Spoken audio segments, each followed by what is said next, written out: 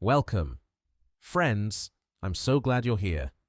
Whether you're drifting towards sleep, unwinding after a long day, or simply looking for a quiet companion, you found the right place. Before we begin, I'd love to know, where in the world are you listening from? Perhaps you're wrapped in a blanket, sitting by a softly lit window, or resting somewhere under an open sky. Wherever you are, I hope you're warm, comfortable, and ready to wander with me into the deep story of cosmic visitors and the ancient dance between Earth and the spaces between stars. If you find peace or curiosity in these gentle stories, please consider liking the video, subscribing to the channel, or sharing it with someone who might need a moment of stillness too. And to those who've already joined along, thank you. Above the early Earth, the atmosphere breathes in colors that no human eye will witness for billions of years to come. Methane drifts in amber-tinted layers through a sky that knows nothing of blue, while hydrogen sulfide paints the horizon in shades of rust and burnt copper. The planet spins beneath a sun that burns younger and dimmer than the star we know today, casting pale yellow light through gas mixtures that would poison any oxygen-breathing creature in seconds, yet somehow cradle the precise chemistry that will eventually give rise to consciousness itself, to eyes that can look up at stars and wonder about their origins. This is Earth during the Archean Eon, that vast stretch of time between 4 billion and 2.5 billion years ago, when the planet's surface temperature hovers dangerously close to the boiling point of water and the atmospheric pressure measures thick enough to crush modern life forms before they could attempt their first breath. The continents, such as they are, consist mainly of volcanic islands scattered across a global ocean that contains no free oxygen, no complex organic molecules, no hint of the biological revolution that will eventually transform both sea and sky into something recognizably terrestrial. Yet even in this seemingly hostile world, cosmic visitors arrive with the same gentle persistence they demonstrate today. The same patient regularity they will maintain throughout Earth's entire geological history. Each dawn brings its measured quota of interstellar dust, microscopic fragments of distant stellar explosions, and, occasionally, larger messengers that carry within their crystalline structures stories from the deep spaces between stars. Narratives written in isotopic ratios and rare element concentrations that preserve the conditions under which they formed in stellar nurseries that ceased to exist long before our solar system began to condense from its own cloud of gas and dust. The cosmic rain falls continuously, silently, measurably, with a consistency that rivals the most reliable geological processes. Modern calculations, based on satellite observations and atmospheric sampling, suggest that Earth receives approximately 40,000 tons of extraterrestrial material each year.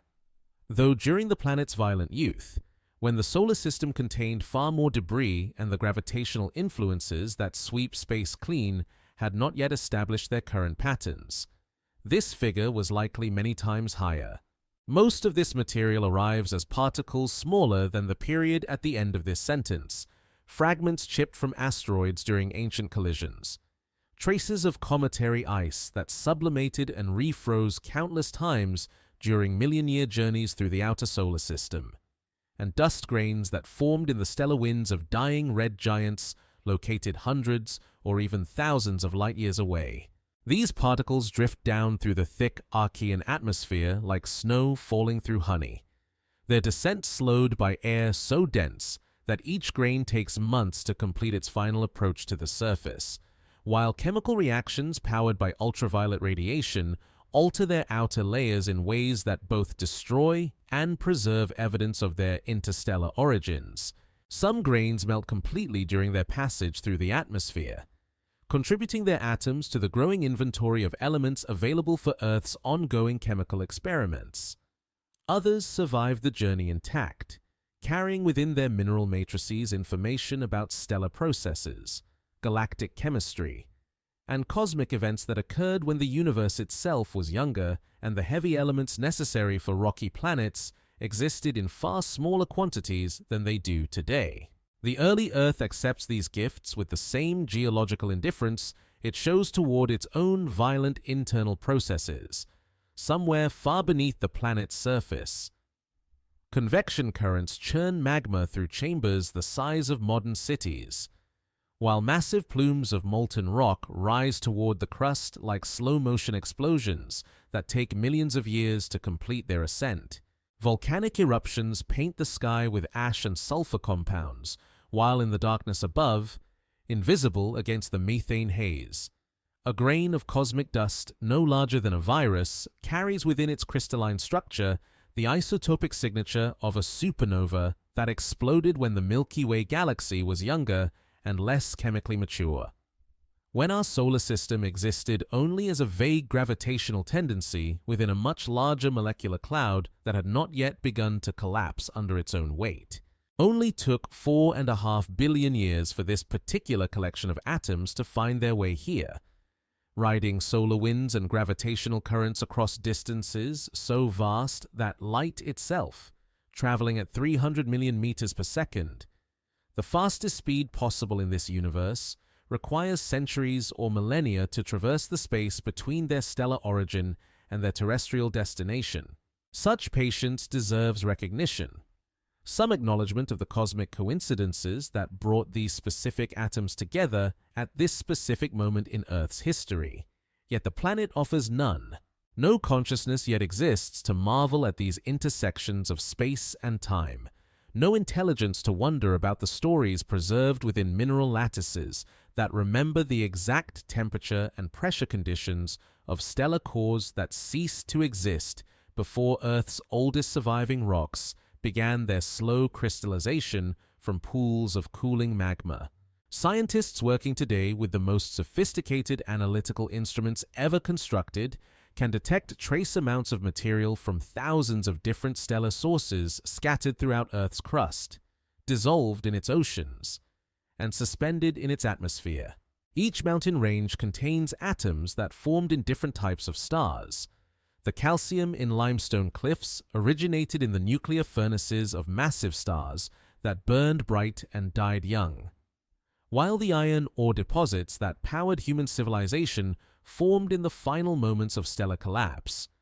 when gravitational forces compressed atomic nuclei beyond their normal limits and created elements that cannot form under any other conditions in the known universe. Every handful of soil represents a library of cosmic events written in languages of rare earth elements and noble gas isotopes,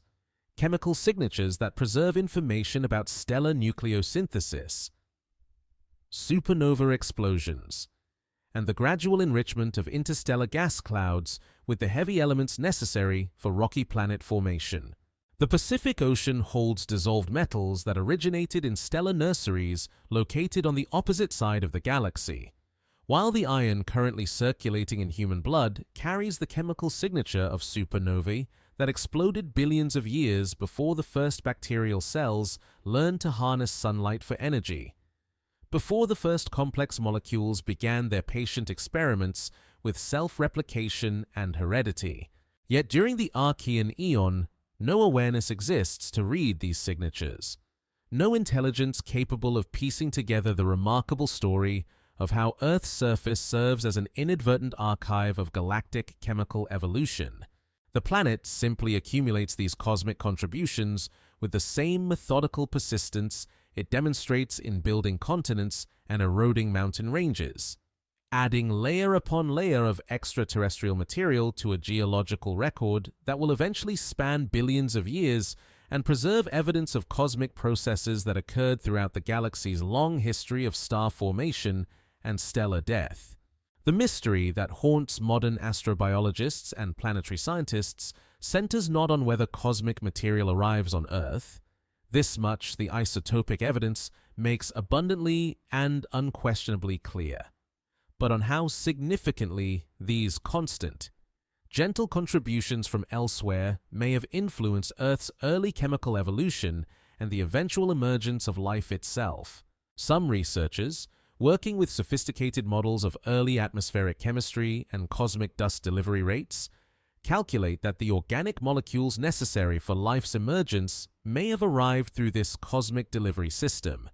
carried within the ice of comets that formed in the outer regions of other stellar systems, or locked within the carbon-rich matrices of meteorites that condensed from the debris of stellar explosions and spent millions of years drifting through interstellar space before gravitational forces guided them into our solar system. Other scientists argue with equal conviction that Earth's own volcanic and atmospheric processes were entirely sufficient to generate life's precursor molecules,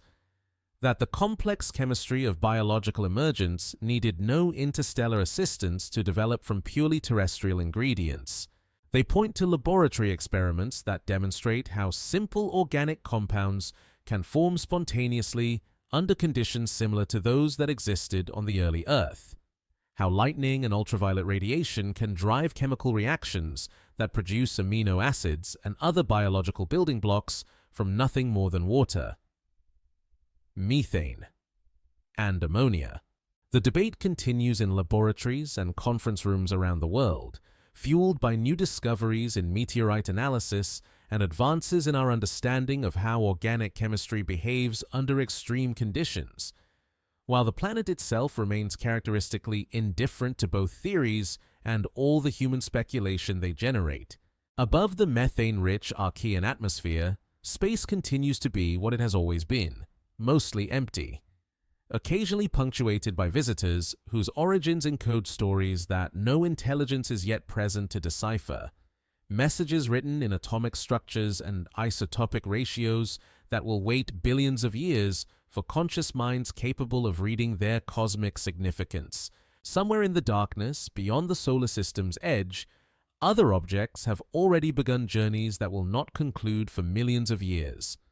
following trajectories determined by gravitational influences so subtle and long-range that they operate on temporal scales that make the formation and erosion of entire mountain ranges appear sudden by comparison. The universe practices patience on levels that even geology finds impressive, delivering its messages across distances and time periods that dwarf human comprehension, yet somehow managing to arrive precisely when and where they are needed to become part of Earth's slowly evolving story. In the darkness beyond Neptune's orbit, where sunlight arrives so weakened that noon resembles the faintest twilight on Earth, a vast spherical shell of ice and rock drifts through the cosmic cold with a patience that makes geological time seem hurried by comparison. The Oort cloud extends from roughly 2,000 times Earth's distance from the Sun to nearly halfway to Proxima Centauri, our nearest stellar neighbor, encompassing a region so immense that light itself, traveling at 300 million meters per second, requires over a year to cross from the cloud's inner boundary to its outermost edge, where the Sun's gravitational influence begins to compete with the pull of nearby stars for control over these distant wanderers. Here, in this realm of perpetual winter, temperatures hover just a few degrees above absolute zero, so cold that the motion of individual atoms slows to barely perceptible vibrations, so remote that the Sun appears as nothing more than an unusually bright star among the thousands visible in the perpetual night. Earth, if it could be seen at all from these distances, would appear as an invisible speck orbiting an ordinary star, indistinguishable from countless other stellar systems scattered throughout the galaxy's spiral arms. Yet this seemingly empty region contains some of the most important archives of early solar system history, frozen libraries that preserve chemical information about conditions that existed when the planets themselves were nothing more than vague condensations within a disk of gas and dust. This is where comets are born, not in the violent heat of stellar formation or the chaotic collisions that characterize the inner solar system, but in the patient, almost reverent accumulation of ice and dust that occurs when temperatures drop low enough for water vapor to crystallize around microscopic grains of cosmic debris. The process unfolds with a slowness that makes continental drift appear sudden. Individual particles, each no larger than a bacterium, drift toward each other under gravitational influences so weak that millions of years pass before collections of ice crystals grow large enough to be called snowballs. and millions more before these snowballs merge through countless gentle collisions into objects substantial enough to survive the eventual journey inward toward the sun's warmth. Each comet nucleus that forms in these distant reaches carries within its frozen structure a chemical record more detailed and pristine than any geological formation on Earth. Water ice preserves traces of the isotopic ratios that characterize the original stellar nebula from which our entire solar system condensed, while frozen carbon dioxide and methane lock away organic molecules that formed in the same primordial environment that gave rise to Earth and its neighboring worlds. These molecules remain virtually unchanged by the billions of years that have passed since their formation,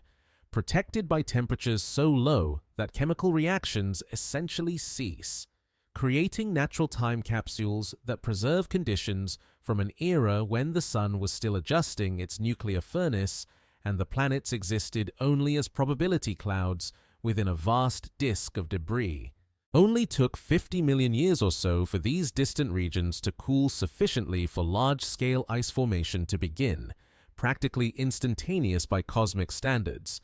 though long enough for entire mountain ranges to rise and erode away on any world where such geological processes might occur. During this cooling period, the young solar system underwent dramatic changes as the giant planets migrated outward from their original formation zones,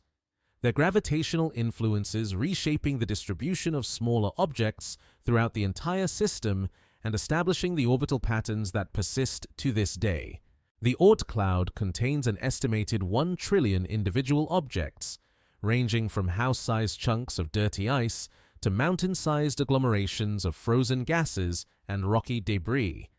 all scattered through a volume of space so vast that the average distance between neighbors measures several times the span between Earth and Sun. They follow orbits so elongated and eccentric that some take millions of years to complete a single circuit around the solar system's center of mass, following paths that carry them from the realm where interstellar space begins to the inner solar system and back again in journeys that span geological ages and witness the rise and fall of entire biological epochs on any planets that might exist within their gravitational domain. The mathematical elegance of these orbital patterns reflects the fundamental physics that governs all gravitational systems, from the smallest asteroid to the largest galaxy cluster. Each comet follows an elliptical path determined by its velocity and position at the moment when gravitational forces last significantly altered its trajectory, whether through interaction with a passing star, the influence of galactic tidal forces, or the long-term perturbations caused by the slow precession of the solar system's orbit around the galactic center. These trajectories can remain stable for millions of years, then change dramatically when subtle gravitational influences accumulate beyond a critical threshold, sending previously stable objects on new paths that may carry them into the inner solar system or eject them entirely into interstellar space. Scientists working with the most sophisticated computer models estimate that the Oort cloud formed through a complex process of gravitational scattering that occurred during the early solar system's most chaotic period, roughly 4.5 billion years ago, when the giant planets were still migrating outward from their formation zones closer to the sun, and their gravitational influences flung countless smaller objects onto trajectories that carried them far beyond the orbits of what would eventually become the known planets. Jupiter and Saturn, in particular, acted as cosmic billiard balls, using their massive gravitational fields to redirect icy bodies that originally formed in the region between Mars and Jupiter onto elliptical orbits that extended thousands of times farther from the Sun than their original circular paths. This scattering process was remarkably efficient. Computer simulations suggest that for every comet nucleus that settled into a stable Oort cloud orbit, dozens of others were ejected entirely from the solar system, becoming interstellar wanderers that now drift through the galaxy carrying chemical signatures of our solar system's formation. These exiled objects represent a form of cosmic diaspora, spreading the isotopic and molecular fingerprints of our stellar neighborhood throughout nearby regions of the galaxy, where they may eventually encounter other stellar systems and contribute their ancient chemistry to entirely different planetary formation processes. The mystery that puzzles modern astronomers involves understanding exactly how this scattering process unfolded and whether it occurred gradually over millions of years through countless small gravitational nudges, or in sudden, dramatic bursts triggered by close encounters with passing stars or the gravitational influence of the galaxy's spiral density waves. Current evidence suggests that both mechanisms likely played important roles, but the precise details remain elusive. Hidden in the complex mathematics of multi-body gravitational systems that challenge even the most powerful supercomputers and require observational data that spans timescales far longer than human civilization has existed. What remains abundantly clear from both theoretical calculations and direct observations is that these distant ice balls represent some of the most pristine and chemically unmodified material in the entire solar system. Natural time capsules that preserve conditions from the era when planets were forming and the sun was still surrounded by the disk of gas and dust from which all solid objects in the solar system eventually condensed. Unlike the rocky planets, which have been thoroughly processed and reprocessed by billions of years of geological activity, volcanic eruptions, plate tectonics, atmospheric weathering, and biological processes, or the gas giants, whose atmospheric compositions have been continually altered by ongoing circulation patterns and internal heat generation. Comets retain their original chemical signatures with minimal modification. The ice that comprises the bulk of comet nuclei formed directly from the same water vapor that existed in the original solar nebula, while the rocky and metallic components represent dust grains that condensed from stellar atmospheres and supernova ejecta billions of years before our solar system began to form. Spectroscopic analysis of comet tails reveals the presence of organic molecules that could only have formed under the specific temperature and pressure conditions that characterize the early solar nebula, providing direct evidence of the chemical processes that preceded and enabled planetary formation. When gravitational perturbations occasionally nudge one of these frozen wanderers onto a trajectory that brings it closer to the sun, a process that typically requires the combined gravitational influence of passing stars, galactic tidal forces, and the long-term orbital evolution of the giant planets, the resulting spectacle provides Earthbound observers with a direct glimpse of primordial solar system material that has remained essentially unchanged for billions of years. As the comet approaches the inner solar system and begins to feel the sun's warmth for the first time in its existence, ice begins to sublimate directly from solid to vapor, creating the characteristic tail that can stretch millions of kilometers through space and become visible from Earth despite originating from objects no larger than small cities. This sublimation process represents a visible manifestation of the same chemical transformations that occurred throughout the early solar system during its formation, now playing out in slow motion across the span of years rather than the millennia over which planetary accretion originally unfolded. The gas and dust released from the comet's nucleus carry isotopic signatures that reveal details about stellar nucleosynthesis processes that occurred in previous generations of stars. While organic molecules locked within the ice provide clues about the prebiotic chemistry that may have contributed to the emergence of life on Earth and possibly other worlds. Yet for every comet that makes this spectacular journey toward the inner solar system, millions more remain in their distant orbits, circling the sun at distances so great that they receive virtually no warmth from our star and experience gravitational influences from nearby stars that can be stronger than the sun's own pull. These objects exist in a state of cosmic hibernation, their internal chemical processes essentially stopped by the extreme cold, their orbital periods so long that they have completed only a handful of circuits around the sun since the solar system formed. The universe practices such extraordinary patience in these outer reaches, where time moves according to rhythms that dwarf human comprehension and make even geological processes appear hurried. A single orbit around the Sun can take longer than the entire evolutionary history of complex life on Earth, while the ice that comprises these distant objects remains virtually unchanged since the epoch when Earth itself was nothing more than a loose collection of rocky fragments slowly spiraling toward each other through gravitational attraction within the disk of debris that surrounded the young Sun. Stars do not maintain polite distances from each other throughout the galaxy's long, stately rotation around its central supermassive black hole. Every few million years, sometimes more frequently during the solar system's passage through the galaxy's spiral arms, where stellar densities increase dramatically. One of these distant suns passes close enough to our local gravitational domain to disturb the delicate orbital balance that has held the Oort cloud's trillion icy wanderers in their patient, millennia-spanning circuits around the Sun. These stellar encounters occur with the same geological inevitability as continental drift or the slow rise of mountain ranges, gradually, predictably according to the laws of celestial mechanics,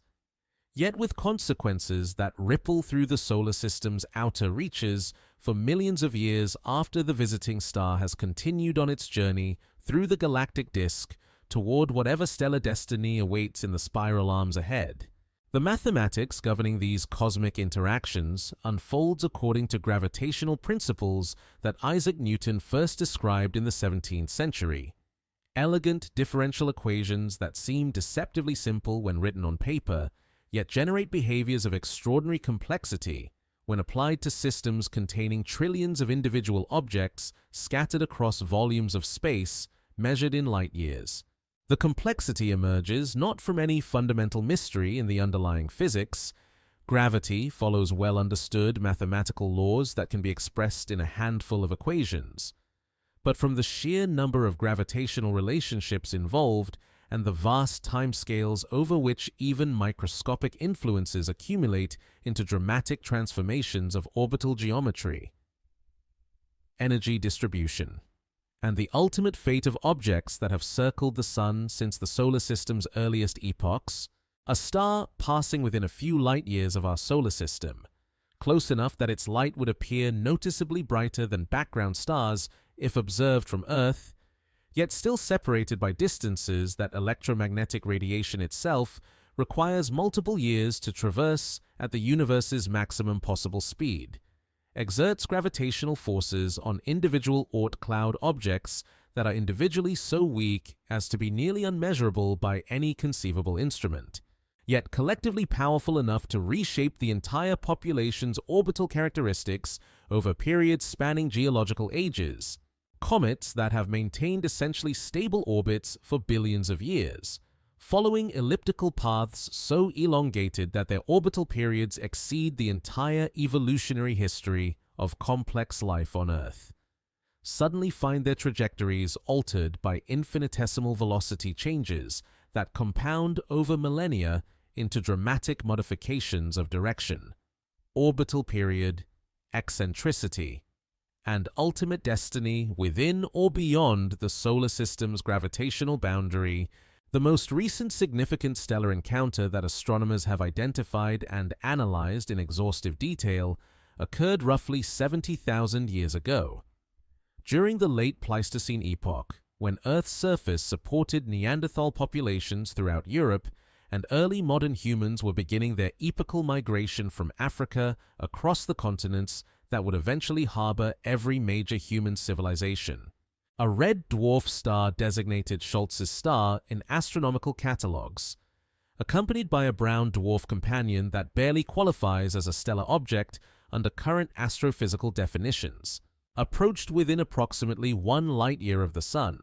close enough that its gravitational influence penetrated deep into the Oort cloud's outermost regions and nudged thousands upon thousands of icy objects onto new trajectories that range from gentle orbital modifications to complete ejection from the solar system into the interstellar void. Astronomers working with sophisticated computer models that simulate gravitational interactions across millions of years have calculated that comets disturbed by this ancient stellar passage are still arriving in the inner solar system today,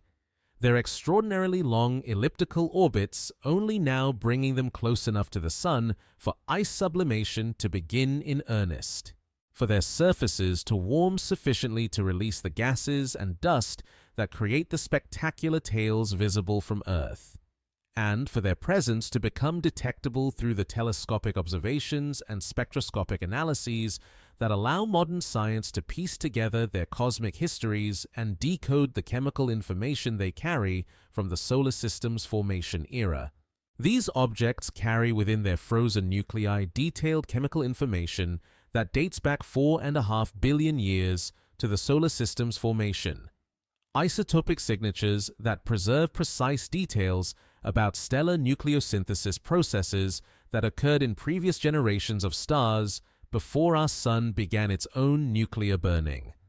Organic molecules that formed under temperature and pressure conditions that no longer exist anywhere in the known solar system, and trace elements that provide direct evidence of supernova explosions that enrich the interstellar medium with heavy elements necessary for rocky planet formation. Only took 70 millennia for these particular cosmic messengers to complete their journey from the distant, frigid outer reaches of solar space to Earth's warm, life-bearing neighborhood, a brief interval by the standards of cosmic evolution and stellar dynamics,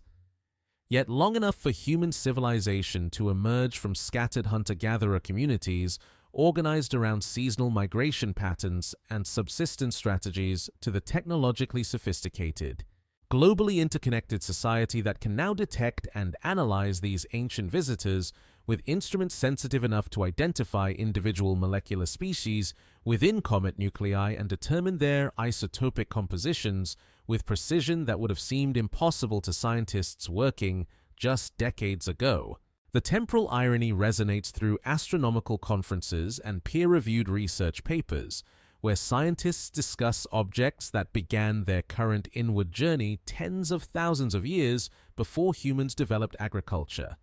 invented writing systems, constructed permanent settlements, or conceived of the scientific method as a systematic approach to understanding natural phenomena, yet arrive precisely during the narrow historical window when our species has developed the theoretical understanding and technological capabilities necessary to read their chemical signatures and decode the stories of stellar formation, galactic chemical evolution, and solar system dynamics that these frozen time capsules have preserved throughout their long exile in the cosmic cold beyond the reach of solar warmth. When a passing star's gravitational field reaches into the Oort cloud, it preferentially affects objects whose current orbital orientations happen to align with the direction and timing of the stellar encounter, creating complex selection effects that depend on the three-dimensional geometry of orbital mechanics and the precise velocity vectors of both the visiting star and the diverse comet populations it encounters during its passage through our solar system's outer regions. These gravitational interactions produce remarkably diverse outcomes depending on subtle differences in initial conditions that can only be calculated accurately using sophisticated numerical simulations that model the motion of millions of individual objects over time, scales spanning millions of years, and account for the cumulative effects of countless small perturbations. Some comets receive velocity increases that push them onto highly elliptical trajectories leading toward the inner solar system, where they will eventually approach close enough to the Sun for their icy surfaces to begin sublimating at detectable rates, creating the spectacular gas and dust tails that make them visible from Earth and provide opportunities for detailed spectroscopic analysis that reveals their chemical compositions, internal structures, rotational characteristics, and evolutionary histories preserved within crystalline matrices that have remained frozen since the solar system's youth. Others experience velocity decreases that cause their previously stable, nearly circular orbits to decay inward more gradually, creating a steady background rate of comet arrivals that persists for millions of years after the original stellar encounter, like cosmic echoes that continue long after the gravitational event that triggered them has faded into galactic history. Still, other objects receive gravitational kicks that increase their orbital energy beyond the solar system's escape velocity, transforming them instantly from solar system objects with well-defined orbital periods and predictable future positions into interstellar wanderers that will spend the remainder of their existence drifting through the galaxy's spiral arms, carrying with them chemical signatures and isotopic ratios characteristic of our solar system's formation, processes that may eventually reach other stellar systems and contribute their ancient molecular inventory to entirely different planetary formation episodes occurring around distant stars millions of years in the future. Computer models incorporating data from the European Space Agency's Gaia mission suggest that our solar system's current position within the Milky Way's disk places it in a region where significant stellar encounters occur roughly once every few million years on average, but this frequency varies considerably depending on the solar system's location relative to the galaxy's spiral arms, which contain higher concentrations of massive stars that can produce more dramatic gravitational disturbances when they pass through our solar system's vicinity during their own orbital motions around the galactic center. Galactic archaeology reveals that our solar system has experienced hundreds or perhaps thousands of significant stellar encounters since its formation 4.5 billion years ago, each leaving its gravitational signature encoded in the Oort cloud's current structure, creating subtle but persistent patterns in the distribution of comet orbital orientations, eccentricities, inclinations, and energy levels that persist long after the perturbing star has moved on to other regions of the galaxy. These orbital patterns provide a form of gravitational fossil record written in the language of celestial mechanics, allowing astronomers to work backward through time and reconstruct not only the solar system's detailed history of encounters with other stars, but also how our local stellar neighborhood has evolved over cosmic time. The chemical and biological consequences of these stellar encounters extend far beyond the realm of pure orbital mechanics into interdisciplinary questions that touch on planetary science, atmospheric evolution, geochemistry, and astrobiology. When stellar passages send showers of comets toward the inner solar system over periods spanning millions of years, they dramatically increase the rate at which pristine outer solar system material arrives at Earth and other terrestrial planets, where it can influence atmospheric composition, ocean chemistry, and potentially biological evolution through mechanisms that scientists are only beginning to understand. During periods of heavy comet bombardment triggered by stellar encounters, Earth's atmosphere and oceans receive enhanced doses of extraterrestrial water that carries isotopic signatures measurably different from terrestrial water sources. Organic molecules that formed under the unique temperature and pressure conditions that characterize the outer solar nebula billions of years ago, and rare isotopes that provide direct evidence of stellar nucleosynthesis processes that occurred in previous generations of stars before our solar system formed. Some researchers working at the intersection of astronomy, geology, and biology have calculated that these periodic comet showers may have played crucial roles in Earth's biological evolution, delivering pulses of prebiotic chemistry that supplemented terrestrial sources of organic molecules during critical periods when life was first emerging from purely chemical systems, or providing the additional water necessary to maintain stable oceans during episodes when the planet's internal geological processes might otherwise have allowed liquid water to disappear from Earth's surface. Currently, astronomers engaged in long-term stellar motion studies have identified several stars whose calculated trajectories will carry them close enough to our solar system within the next few million years to trigger significant Oort cloud disturbances comparable to or exceeding those caused by past encounters. These future stellar passages will initiate new episodes of enhanced comet bombardment, sending fresh populations of pristine outer solar system material toward Earth's orbital region millions of years from now, when human civilization, if it persists, may have access to analytical instruments and theoretical understanding that make our current astronomical achievements appear primitive by comparison. The universe maintains its own vast, unhurried schedule for these cosmic events, operating according to gravitational principles and galactic dynamics that remain utterly indifferent to biological convenience, technological readiness, or any consciousness that might exist to observe and attempt to understand these processes that connect individual stellar systems to the larger rhythms of galactic evolution. October 19, 2017 marks the moment when humanity first definitively recognized that something from beyond our solar system had arrived within the gravitational embrace of the Sun, crossing the invisible boundary that separates our local stellar neighborhood from the vast interstellar spaces that stretch between stars. The object, initially catalogued with the mundane designation C2017U1, and later given the more evocative name Oumuamua, a Hawaiian word meaning scout or messenger from afar arriving first, appeared in the data streams of the Panoramic Survey Telescope and Rapid Response System perched on the volcanic slopes of Haleakala in Hawaii as nothing more than a faint point of light moving against the background stars with a velocity and trajectory that immediately distinguished it from every other known object in the solar system's carefully catalogued inventory. The discovery emerged from the patient digital archaeology that characterizes modern astronomy, a process where sophisticated computers sift through thousands of CCD images each night,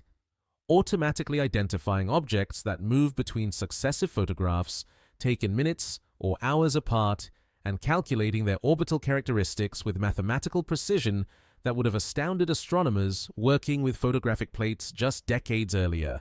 The software algorithms that flagged Oumuamua for human attention recognized something unusual in its motion, a hyperbolic trajectory that curved through the inner solar system too quickly and at too steep an angle to represent any object bound by the Sun's gravity in a closed, repeating orbit. Oumuamua's motion revealed an orbital eccentricity significantly greater than unity, the mathematical threshold that separates objects gravitationally bound to the solar system from those merely passing through on their way to other destinations in the galaxy. This clear signature indicated that the visitor originated somewhere beyond the Sun's gravitational dominion and would eventually return to the interstellar medium from which it came, carrying with it whatever chemical and structural information it had acquired during its brief passage through our planetary neighborhood, like a cosmic bottle cast into the galactic ocean containing messages written in the language of isotopic ratios and crystalline structures. Only took a few days of follow-up observations from telescopes around the world for astronomers to recognize that they were witnessing something unprecedented in the history of telescopic astronomy. Previous comets and asteroids, no matter how exotic their compositions or unusual their orbital characteristics, had invariably proven to be native products of solar system formation processes, objects that condensed from the same primordial disk of gas and dust that gave rise to the planets billions of years ago and have spent the intervening eons circling the Sun in predictable patterns governed by Newtonian mechanics. Oumuamua represented something entirely different, a tangible sample of material that formed around a different star, in a different stellar system,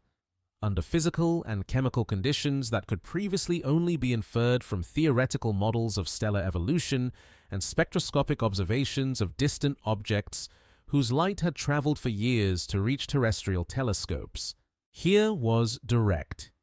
physical evidence that material can and does travel between stellar systems, bringing with it chemical information about stellar nucleosynthesis processes,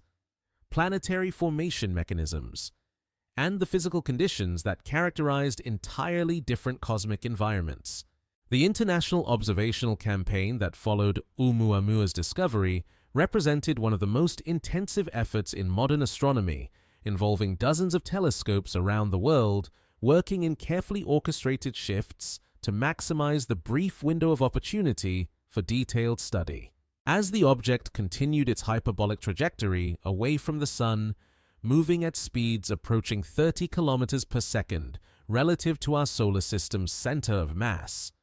It grew steadily fainter and more difficult to observe with each passing day, creating intense pressure on the global astronomical community to extract as much scientific information as possible before it faded beyond detection limits. Astronomers measured its light curve with unprecedented precision to determine its rotation period and infer its three-dimensional shape, discovering that Oumuamua tumbles through space in a complex rotational pattern that suggests an elongated geometry unlike the roughly spherical shapes typical of most asteroids and comet nuclei. They analyzed its spectrum across multiple wavelengths to understand its surface composition, finding that its reflective properties most closely resemble certain types of metallic asteroids, but with subtle differences that hint at a formation environment unlike anything found in our local planetary system. Most importantly, they tracked its motion with sufficient precision to detect subtle deviations from the purely gravitational trajectory that would be expected for an inert object following Kepler's laws.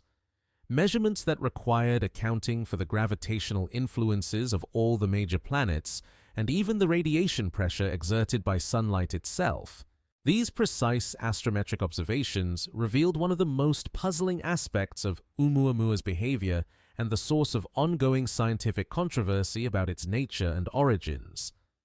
The mystery that emerged from these painstaking measurements proved more intriguing than anyone had anticipated. Oumuamua appeared to be accelerating away from the Sun at a rate slightly but measurably greater than could be explained by gravitational forces alone, exhibiting what astronomers term non-gravitational acceleration, a phenomenon typically associated with cometary outgassing as water ice and other volatile compounds sublime directly from solid to vapor phase when heated by solar radiation and create a subtle rocket-like effect that can measurably alter an object's trajectory over time. Yet Oumuamua showed no signs whatsoever of the gas and dust emission that characterizes active comets during their approach to and retreat from the Sun's warming influence. No visible tail streamed behind it. No diffuse coma of sublimated gases surrounded its nucleus, and no spectroscopic signatures indicated the presence of water vapor,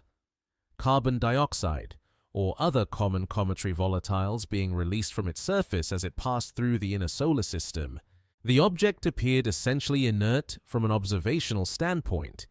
yet continued to exhibit the non-gravitational acceleration that suggested some form of mass ejection or momentum transfer was occurring. This apparent contradiction, measurable non-gravitational acceleration without detectable outgassing, created a scientific puzzle that continues to generate intense debate years after Oumuamua disappeared beyond the reach of terrestrial telescopes. The absence of visible cometary activity, while simultaneously exhibiting behavior consistent with volatile sublimation, challenges conventional understanding of how comets behave and what physical processes can produce measurable changes in celestial object trajectories. Some researchers have proposed that Oumuamua consists of materials with properties unlike anything commonly found in solar system objects, perhaps composed primarily of solid nitrogen ice that would sublime at relatively low temperatures without producing easily detectable gases, or constructed with an internal structure characterized by subsurface voids that allow outgassing to occur through mechanisms not typically observed in conventional cometary nuclei. These models require that Oumuamua formed under conditions significantly different from those that characterized our solar system's early evolution, possibly around a star with different metallicity or evolutionary history. Other scientists have suggested more exotic explanations involving highly unusual geometric shapes that could experience radiation pressure effects strong enough to produce the observed acceleration. Surface properties that interact with solar radiation in unexpected ways, or even artificial origins that could account for the observed behavior without requiring conventional cometary processes. While these hypotheses remain speculative, they illustrate how Oumuamua's anomalous properties challenge existing theoretical frameworks and push the boundaries of scientific understanding about what types of objects can exist in the galaxy. The broader significance of Oumuamua's visit extends beyond the specific puzzles posed by its unusual characteristics to fundamental questions about the frequency of interstellar objects passing through our solar system. Statistical calculations based on Oumuamua's discovery suggest that similar objects transit through the inner solar system regularly, perhaps several times per year, but remain undetected because they are too small, too dark, or move too quickly to be identified by current astronomical surveys. The recognition that interstellar visitors arrive with measurable frequency has profound implications for understanding how material exchanges between stellar systems over cosmic time, how organic molecules might spread throughout the galaxy, and whether the chemical inventory available for planet formation includes contributions from multiple stellar environments. If objects like Oumuamua represent typical examples of interstellar debris, then every stellar system may periodically receive chemical contributions from its galactic neighbors, creating a form of cosmic recycling that could influence planetary formation and atmospheric evolution throughout the Milky Way. The isotopic and chemical signatures that Oumuamua carries, information that could only be partially extracted during its brief visibility, represent a direct sample of material that formed under different stellar conditions. Every measurement of its composition and behavior provides constraints on stellar evolution models, planetary formation mechanisms, and the range of physical conditions that existed in whatever stellar system gave birth to this wandering fragment millions of years ago. The realization that objects like Oumuamua exist in detectable numbers has fundamentally transformed astronomical observational strategies and theoretical expectations. Sky surveys originally designed to detect potentially hazardous near-Earth asteroids now maintain heightened awareness for objects with unusual orbital characteristics that might indicate interstellar origins, while theoretical models must account for the possibility that material exchange between stellar systems occurs more frequently than previously imagined. The profound irony embedded in Oumuamua's discovery reflects the serendipitous nature of astronomical research, where systematic surveys designed for one purpose, cataloging potentially dangerous near-Earth objects, occasionally reveal entirely unexpected phenomena that challenge fundamental assumptions about cosmic processes. The same telescopes and detection algorithms that scan the sky for homegrown threats have inadvertently opened an entirely new window into galactic archaeology, providing direct access to physical samples from other stellar systems. Future interstellar visitors, which statistical projections suggest should be detected with increasing frequency as surveys become more sensitive, will provide additional opportunities to study material that originated in different stellar environments and traveled for millions of years through interstellar space before arriving within range of terrestrial telescopes. Each such object represents a natural space probe carrying chemical information that would otherwise require interstellar travel to obtain. Delivering samples of distant stellar processes directly to our observational capabilities through the patient mechanics of galactic dynamics that operate on scales of space and time that dwarf human experience, yet somehow conspire to bring these cosmic messengers within reach of human curiosity. 3 years after Oumuamua's dramatic passage through the inner solar system, another interstellar visitor announced its presence in our celestial neighborhood, this time with enough advance warning to allow unprecedented observational preparation. Comet 2 I/Borisov, discovered by Crimean amateur astronomer Gennady Borisov on August 30th, 2019, while still beyond the orbit of Jupiter, provided the astronomical community with their first opportunity to study an active interstellar comet during its approach to the Sun, rather than catching brief glimpses of a rapidly departing object already fading into the cosmic distance, unlike its predecessor, which had revealed its interstellar origins only after careful orbital analysis. Borisov immediately displayed the unmistakable characteristics of a comet, a diffuse coma of gas and dust surrounding a central nucleus. clear evidence of volatile sublimation occurring as solar heating began to warm its surface, even at distances where Earth receives barely 1% of the sunlight that illuminates our planet.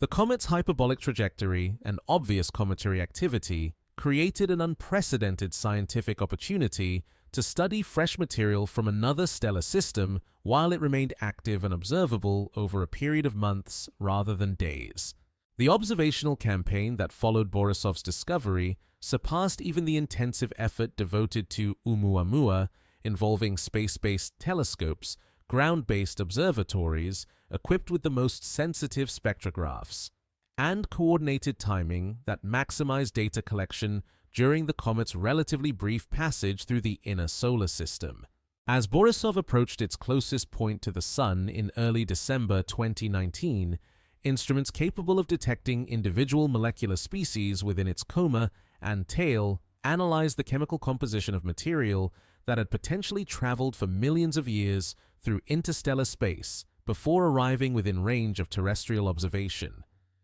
The chemical fingerprints revealed by spectroscopic analysis told a story that was simultaneously familiar and profoundly alien. Borisov's coma contained water vapor, carbon monoxide, and other molecules commonly found in solar system comets, suggesting that the basic chemistry of ice formation and volatile compound behavior operate similarly in different stellar environments. Yet subtle differences in isotopic ratios and molecular abundances hinted at formation conditions unlike those that characterized our solar system's birth,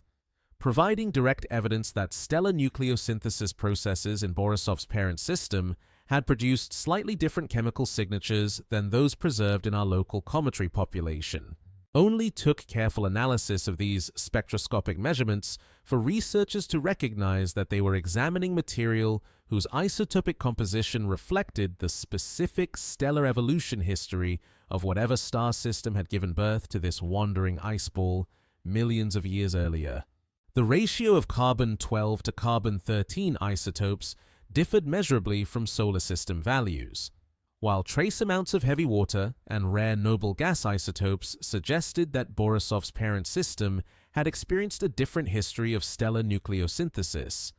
possibly including contributions from different types of supernovae or stellar winds than those that enriched the molecular cloud from which our sun and planets formed. The comet's nucleus, estimated to be roughly 1 kilometer in diameter based on its brightness and the amount of material it was releasing, represented a natural deep freeze sample of the conditions that existed in another stellar system during its own epoch of planetary formation. Unlike meteorites, which preserve information about early solar system chemistry but have been modified by billions of years of cosmic ray exposure and thermal cycling, or even solar system comets, which have experienced multiple passages near the Sun and gradual depletion of their most volatile components. Borisov carried within its frozen structure completely pristine material that had remained at temperatures near absolute zero throughout its interstellar journey. The mystery surrounding Borisov's origins extends beyond its chemical composition to questions about the dynamical processes that ejected it from its parent system and sent it on the millions-year journey that eventually brought it within range of terrestrial telescopes. Computer simulations suggest that planetary formation processes naturally produce populations of small bodies that can be gravitationally scattered by giant planets onto trajectories that exceed their parent system's escape velocity, transforming them from local objects into interstellar wanderers that carry chemical information between stellar neighborhoods. Some models propose that Borisov originated in a stellar system experiencing violent dynamical evolution, perhaps during the late stages of planetary formation when massive planets were still migrating through their birth environments and flinging smaller objects onto chaotic trajectories. Others suggest that close encounters with passing stars or the gravitational influence of dense molecular clouds could have provided the energy necessary to liberate objects like Borisov from their original orbital configurations and launch them into interstellar space. The observational evidence suggests that Borisov has been traveling through the galaxy for an extraordinarily long time, potentially tens of millions of years or more, Based on its highly inclined trajectory relative to the galactic plane and its current velocity relative to the local standard of rest that defines the average motion of stars in our galactic neighborhood. During this vast journey, the comet would have experienced exposure to cosmic rays, interstellar magnetic fields, and the dilute gas and dust that fills the space between stars,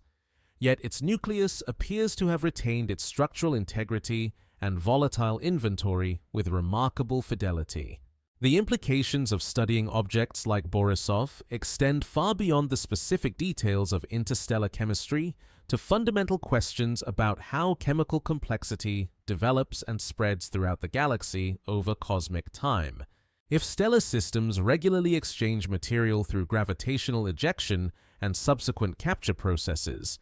then the chemical evolution of any given region of galactic space might involve contributions from multiple stellar generations and diverse nucleosynthesis histories. Creating a more complex and interconnected picture of cosmic chemical evolution than models based solely on isolated stellar system development would suggest. The isotopic signatures preserved within Borisov's nucleus provide direct constraints on stellar nucleosynthesis models and the range of chemical compositions that characterize planetary formation processes around different types of stars. Every measurement of its gas production rates, dust particle properties, and molecular abundances adds to the growing database of information about how cometary chemistry varies between different stellar environments and what this variation reveals about the physical conditions that existed during the formation epochs of other stellar systems. The technical challenges involved in extracting maximum scientific value from Borisov's passage required pushing observational capabilities to their limits and beyond. Ground-based telescopes equipped with adaptive optics systems worked to minimize atmospheric turbulence effects, while space-based instruments provided the stable viewing conditions necessary for precise spectroscopic measurements of faint molecular emission lines. Coordinated observations across multiple wavelengths allowed researchers to simultaneously monitor different molecular species and understand how the comet's activity varied as it approached and then receded from the sun's warming influence. The discovery and study of interstellar comets like Borisov represents a new frontier in astronomical research that bridges traditional planetary science with galactic astronomy and stellar evolution studies. These objects provide natural laboratories for studying how chemical processes operate under conditions that cannot be replicated in terrestrial experiments, while their trajectories through the solar system offer unique opportunities to study interstellar material using the full range of analytical techniques available to modern astronomy. The broader context of Borisov's visit includes its role as a messenger carrying information about stellar formation processes that occurred in entirely different galactic environments, possibly around stars with different masses, metallicities, or evolutionary histories than our Sun. The chemical signatures it carries represent a form of cosmic archaeology that allows researchers to study the products of stellar nucleosynthesis and planetary formation processes that occurred light years away and millions of years ago, providing direct access to information about cosmic chemical evolution that would otherwise remain forever beyond the reach of human investigation. As Borisov continues its journey away from the Sun and back into the interstellar medium, it carries with it whatever chemical modifications it may have acquired during its passage through our solar system, potentially delivering traces of solar system material to whatever stellar neighborhood it encounters next in its millions-year wandering through galactic space. The comet thus represents not only a visitor bringing news from distant stellar systems, but also an ambassador carrying chemical signatures of our own stellar environment to other regions of the galaxy, participating in the slow,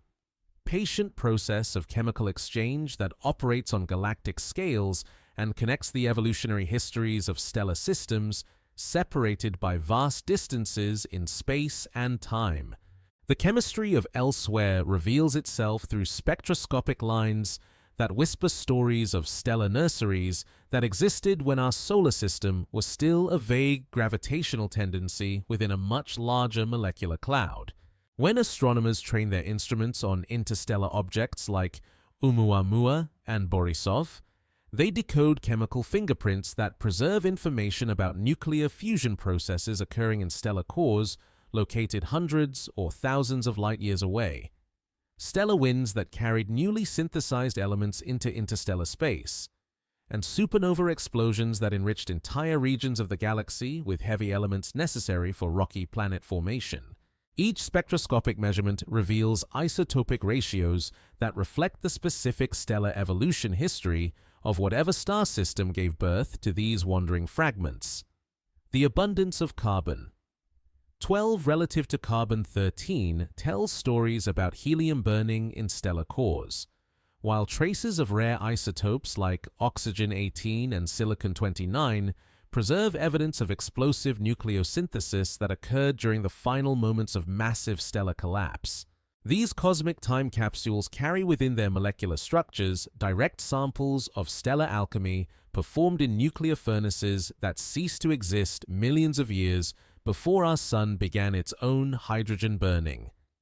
Only took decades of laboratory astrophysics research for scientists to understand how different stellar masses and metallicities produce characteristic isotopic signatures during their evolution from main sequence burning through red giant phases to final stellar death. The isotopic patterns found in interstellar visitors provide direct tests of these theoretical models, offering the first opportunities to study stellar nucleosynthesis products from other stellar systems without requiring interstellar travel to obtain samples. Each measurement confirms or challenges our understanding of how chemical elements are created and distributed throughout galactic space. The organic molecules detected in interstellar comet tails represent an even more intriguing form of chemical archaeology. Complex carbon-bearing compounds that formed in the outer regions of other stellar systems carry information about the conditions under which organic chemistry can develop in different cosmic environments. Some of these molecules appear to be more complex than typical solar system cometary chemistry,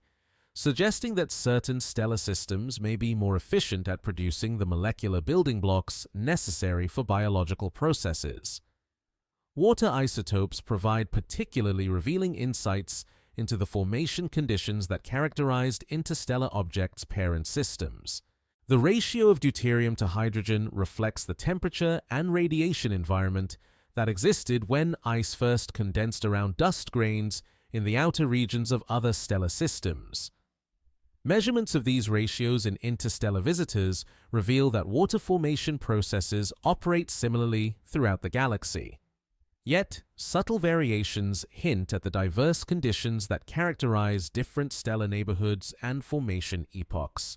The mystery deepens when spectroscopic analysis reveals molecular species that appear to be entirely absent from solar system objects, compounds that formed under physical conditions that never existed during our local planetary formation process. These exotic molecules suggest that stellar systems with different masses, metallicities, or evolutionary histories can produce chemical inventories that include compounds unknown in our cosmic neighborhood, expanding our understanding of the range of chemistry possible throughout galactic space. Some interstellar objects carry noble gas signatures that preserve information about the interstellar medium through which they traveled during their millions-year journeys between stellar systems. Xenon and krypton isotopes embedded within their crystalline structures reveal exposure to cosmic rays, stellar winds from different types of stars, and the dilute gas that fills the space between stellar systems. These signatures provide direct evidence of galactic chemical evolution processes that operate on scales far larger than individual stellar systems. The silicon and magnesium isotopes found in interstellar rocky components tell stories about the supernova explosions that created these elements in the first place. Different types of stellar explosions: core collapse supernovae, thermonuclear supernovae, and stellar mergers produce characteristic isotopic signatures that can be preserved for millions of years in crystalline lattices that remain stable at interstellar temperatures. Interstellar visitors thus carry within their mineral structures a chemical library of stellar death processes that occurred throughout their local galactic neighborhoods. Current analytical techniques can detect isotopic variations at the parts per million level. Sensitivity sufficient to distinguish between stellar nucleosynthesis products from different types of stars and different epochs of galactic chemical evolution. Each new interstellar visitor provides additional data points for understanding how stellar formation, evolution, and death have contributed to the chemical complexity observed throughout the galaxy's spiral arms and how this complexity varies between different regions of galactic space. The implications extend beyond pure stellar astrophysics into questions about how chemical complexity necessary for biological processes might be distributed throughout the galaxy. If interstellar objects regularly transport complex organic molecules between stellar systems, then the molecular foundations for life may be more widely distributed than previously imagined, with implications for understanding how frequently the chemistry necessary for biological evolution might arise around different types of stars in different galactic environments. The chemical signatures preserved in interstellar visitors represent natural experiments in stellar evolution and planetary formation that occurred under conditions impossible to reproduce in terrestrial laboratories. Each isotopic measurement provides constraints on theoretical models of stellar nucleosynthesis, galactic chemical evolution, and the range of physical conditions that characterize planetary formation processes throughout cosmic space and time. Future analytical advances may allow detection of even more subtle chemical signatures that preserve information about stellar magnetic fields, stellar rotation rates, and the detailed physics of stellar atmospheres during the epochs when interstellar objects formed around their parent stars. These measurements would provide unprecedented insights into stellar formation processes and the relationship between stellar properties and the chemical characteristics of the planetary systems that form around different types of stars throughout galactic space. During the late heavy bombardment, roughly 4 billion years ago, Earth's surface resembled a cosmic shooting gallery where projectiles arrived with such frequency that the planet's geology preserves almost no direct evidence of this epoch. The rocks themselves were melted, vaporized, or buried beneath layers of impact debris that accumulated faster than erosion could remove them. This period of intense cosmic bombardment represents one of the most significant yet poorly understood episodes in Earth's early history, when the planet received visits from objects that may have carried not only water and organic molecules from the outer solar system, but potentially material that originated in entirely different stellar systems. The bombardment occurred during a period when the solar system's architecture was still settling into its current configuration, when Jupiter and Saturn were completing their migration to their present orbital positions and their gravitational influences were reshaping the distribution of smaller objects throughout the entire stellar system. Computer simulations suggest that this planetary migration process scattered countless asteroids and comets from their original formation zones, sending some toward the inner solar system where they could collide with the terrestrial planets, while ejecting others entirely from the solar system to become the first generation of interstellar wanderers carrying chemical signatures of our stellar neighborhood to other regions of galactic space. The intensity of bombardment during this epoch exceeded anything experienced in the solar system's subsequent history by several orders of magnitude. Impact craters formed and were immediately obscured by newer impacts, while the planet's surface temperature fluctuated between extremes as massive collisions vaporized rock and injected debris into the atmosphere, creating temporary greenhouse effects followed by impact winters when dust clouds blocked solar radiation for months or years at a time. Each major impact delivered not only kinetic energy equivalent to millions of nuclear weapons, but also chemical cargo that included water ice, organic molecules, and rocky material that preserved isotopic signatures from diverse regions of the early solar system. Only took a few million years of this bombardment for Earth to accumulate a significant fraction of its current water inventory, though the exact proportion delivered by comets, versus produced by outgassing from the planet's interior remains a subject of ongoing scientific debate. Isotopic analysis of Earth's oceans reveals signatures that partially match cometary water, but also show contributions from other sources, suggesting that the planet's water arrived through multiple delivery mechanisms that operated simultaneously during this chaotic period of solar system evolution. Some of the impactors during the late heavy bombardment were almost certainly interstellar objects that had been captured by the solar system's gravity during its early formation or had arrived as true interstellar visitors during the billions of years when the young solar system was more gravitationally active and better able to capture passing objects. These interstellar contributors would have carried chemical signatures from other stellar systems, introducing isotopic ratios and molecular species that formed under different stellar nucleosynthesis conditions than those that characterized our local stellar environment. The organic chemistry delivered during this period may have included molecular species that could not form under purely terrestrial conditions, but were stable products of chemistry that occurred in the outer regions of other stellar systems. Laboratory analysis of meteorites that date to this epoch reveals complex organic molecules, including amino acids, nucleotide bases, and carbon-bearing compounds that appear to have formed in space rather than through terrestrial geological processes,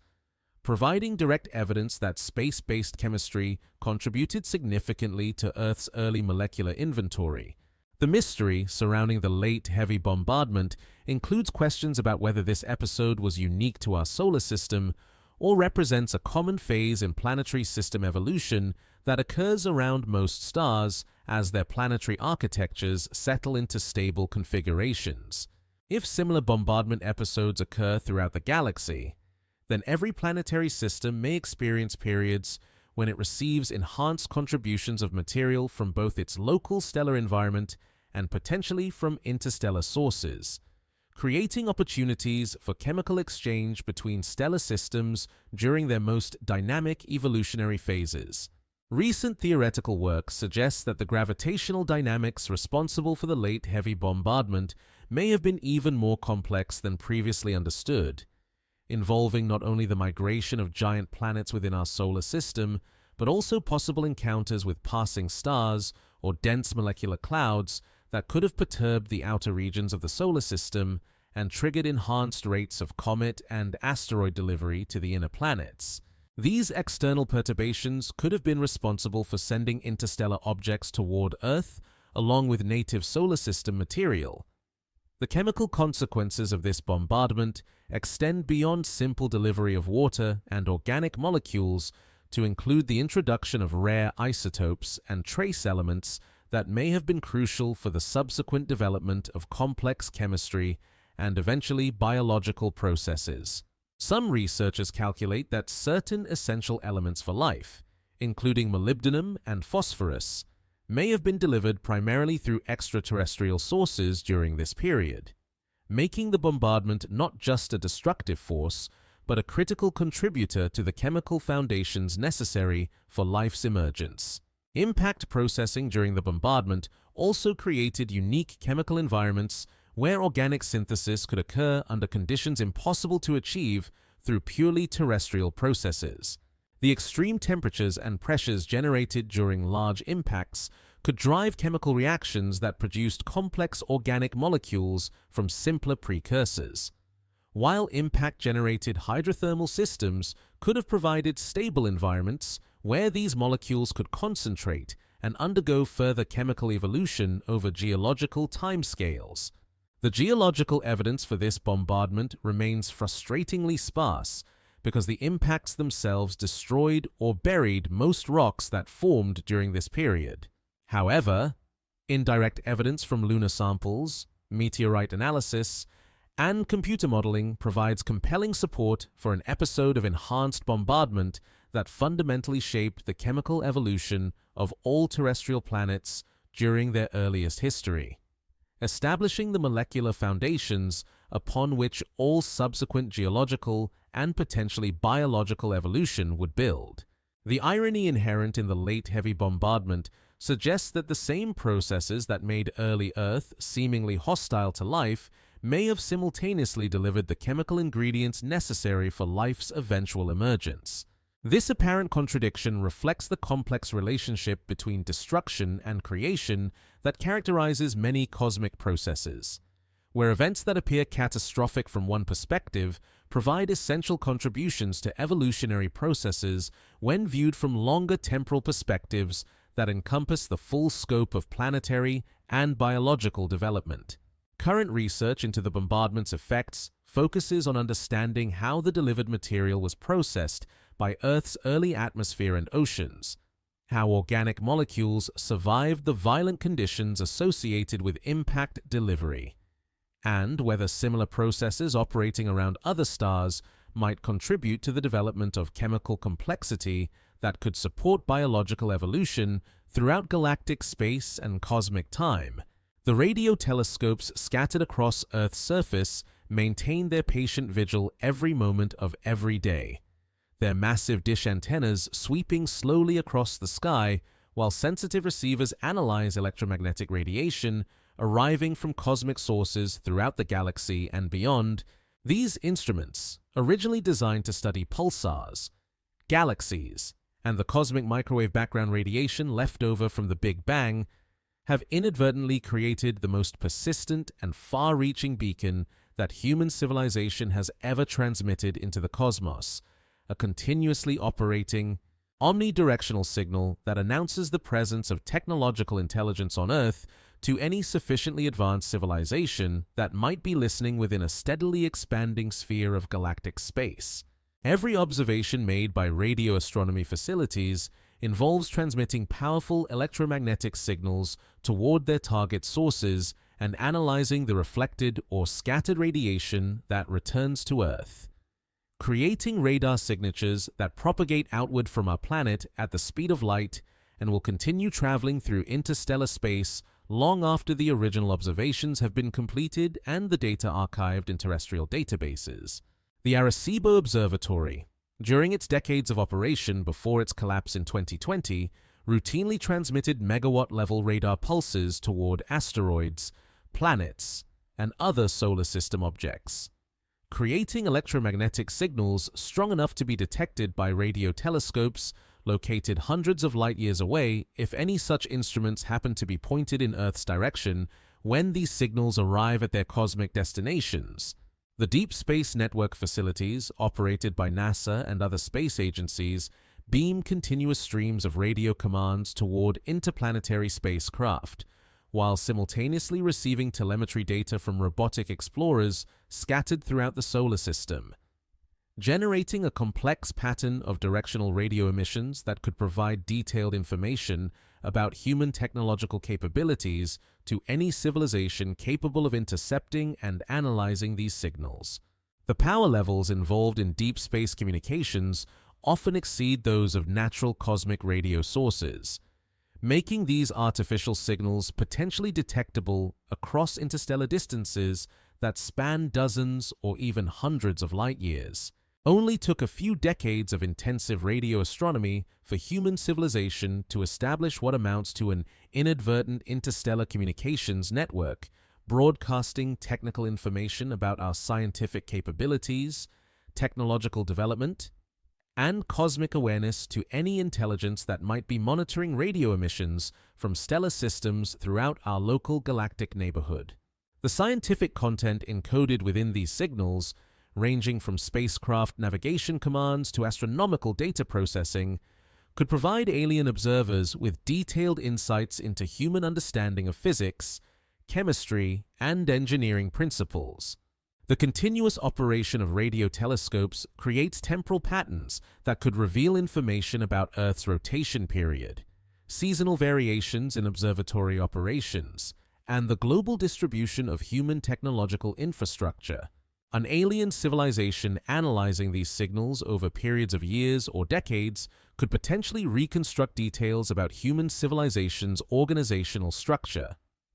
technological priorities, and scientific methodologies simply by studying the timing, frequency distribution, and directional characteristics of radio emissions originating from Earth's surface. Military radar systems contribute their own signatures to Earth's electromagnetic fingerprint, broadcasting high-powered signals designed to detect aircraft, missiles, and orbital debris, but simultaneously creating radio beacons that propagate far beyond their intended operational ranges. These defense-related emissions often employ sophisticated signal processing techniques and frequency management protocols that could provide alien analysts with information about human technological sophistication and strategic thinking, revealing capabilities and limitations that might not be apparent from purely scientific radio communications. The mystery embedded in this situation involves understanding how Earth's radio signature appears to potential observers located at various distances throughout galactic space. Computer simulations suggest that our planet's artificial radio emissions would be detectable by technology comparable to our own radio telescopes out to distances of several hundred light-years under optimal observational conditions. Encompassing thousands of stellar systems and potentially millions of planetary bodies within this cosmic neighborhood. Some researchers calculate that the characteristics of Earth's radio emissions, their power levels, frequency distributions, temporal patterns, and directional properties would immediately distinguish them from natural cosmic radio sources to any civilization familiar with radio astronomy techniques. The artificial nature of these signals would be unmistakable to technologically advanced observers, providing unambiguous evidence for the existence of technological intelligence within our solar system and potentially revealing detailed information about human scientific and technical capabilities. The implications extend beyond simple detection to questions about what information Earth's radio signature conveys about human civilization's development level, scientific understanding, and potential for interstellar communication or contact. The sophisticated encoding schemes used for digital communications, the precision of spacecraft navigation signals, and the coordination required for global astronomical observations could indicate to alien observers that human civilization has achieved significant technological maturity and might be capable of intentional interstellar communication if approached appropriately. Recent advances in radio astronomy have dramatically increased both the sensitivity and the power levels associated with terrestrial radio emissions. As new facilities employ larger antennas, more sensitive receivers, and more powerful transmitters to study increasingly distant and faint cosmic sources. These technological improvements simultaneously enhance our ability to detect radio signals from other civilizations while making Earth's own radio signature more prominent and detectable across larger volumes of galactic space. The temporal evolution of Earth's radio fingerprint preserves a record of human technological development that could be recovered by alien civilizations that have been monitoring our emissions over multiple decades. The transition from simple radar pulses to sophisticated digital communications, the increasing coordination between global observatory networks, and the growing power and precision of deep space communications could provide extraterrestrial observers with a detailed timeline of human technological advancement and scientific progress. Current radio astronomy projects, including efforts to detect extraterrestrial intelligence and studies of cosmic radio sources, operate under the assumption that radio communications represent a natural development phase for technological civilizations throughout the galaxy. If this assumption proves correct,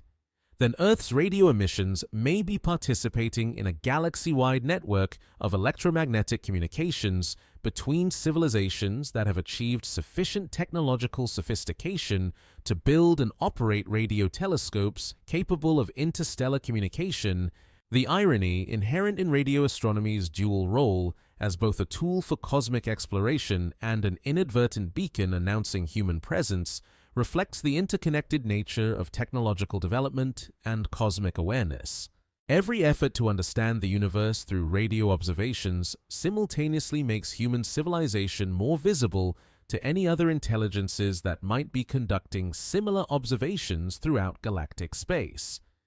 creating a situation where the search for extraterrestrial intelligence necessarily involves making terrestrial intelligence more easily discoverable by extraterrestrial searchers. Messages we never meant to send propagate outward from Earth at the speed of light in an ever-expanding spherical shell that now encompasses thousands of stellar systems and continues growing larger every second. Carrying with it the electromagnetic fingerprint of human technological civilization in forms that range from intentional radio and television broadcasts to the inadvertent emissions generated by radar systems, satellite communications, and the countless electronic devices that comprise our global technological infrastructure. This expanding bubble of artificial radio signals represents humanity's first and most persistent attempt at interstellar communication. Even though it was never designed for that purpose and carries information about our civilization that we might not have chosen to transmit if we had understood the cosmic consequences of our terrestrial radio activities. The earliest radio transmissions that escaped Earth's atmosphere and began their journey into interstellar space date back to the 1930s, when high-powered radio broadcasting stations first achieved sufficient signal strength to penetrate the ionosphere and continue propagating beyond the planet's electromagnetic environment. These initial broadcasts carried news reports, entertainment programming, and commercial advertisements that now serve as humanity's first ambassadors to galactic civilization, delivering information about human culture, language, technology, and social organization to any extraterrestrial intelligences capable of intercepting and decoding these signals as they spread throughout our local stellar neighborhood. Television broadcasts joined this expanding electromagnetic envelope beginning in the 1950s, adding visual information to the radio signals already propagating through interstellar space and providing any alien observers with direct access to human faces, body language, architectural styles, and cultural practices as preserved in entertainment programs, news broadcasts, and commercial advertising. The content of these transmissions reflects the full spectrum of human civilization during the 20th and 21st centuries, including both our technological achievements and our social conflicts, our scientific understanding and our cultural misconceptions, our highest aspirations, and our most mundane daily activities. Only took several decades of intensive radio and television broadcasting for Earth to become one of the brightest artificial radio sources within a sphere of galactic space extending roughly 100 light-years in all directions from our solar system, making our planet potentially detectable by radio telescopes comparable to our own instruments if they happen to be pointed toward our stellar system when our signals arrive at their cosmic destinations. The power levels involved in terrestrial broadcasting often exceed those of natural cosmic radio sources, creating signals that could stand out prominently against the background electromagnetic noise that characterizes interstellar space. Military radar systems contribute some of the most powerful and technically sophisticated signals to Earth's electromagnetic signature, broadcasting precisely timed pulses designed for aircraft detection, missile tracking, and space surveillance that simultaneously create radio beacons visible across interstellar distances to any civilization possessing radio astronomy capabilities. These defense-related emissions employ advanced signal processing techniques, frequency agility, and coordinated timing protocols that could provide alien analysts with detailed information about human technological sophistication and strategic thinking. The Global Positioning System and other satellite navigation networks maintain continuous radio communications that create distinctive patterns of precisely coordinated signals distributed around Earth's orbital environment. These navigation transmissions employ atomic clock synchronization, sophisticated error correction algorithms, and mathematical techniques that could reveal to extraterrestrial observers the level of precision and coordination that human civilization has achieved in space-based technology and global communications infrastructure.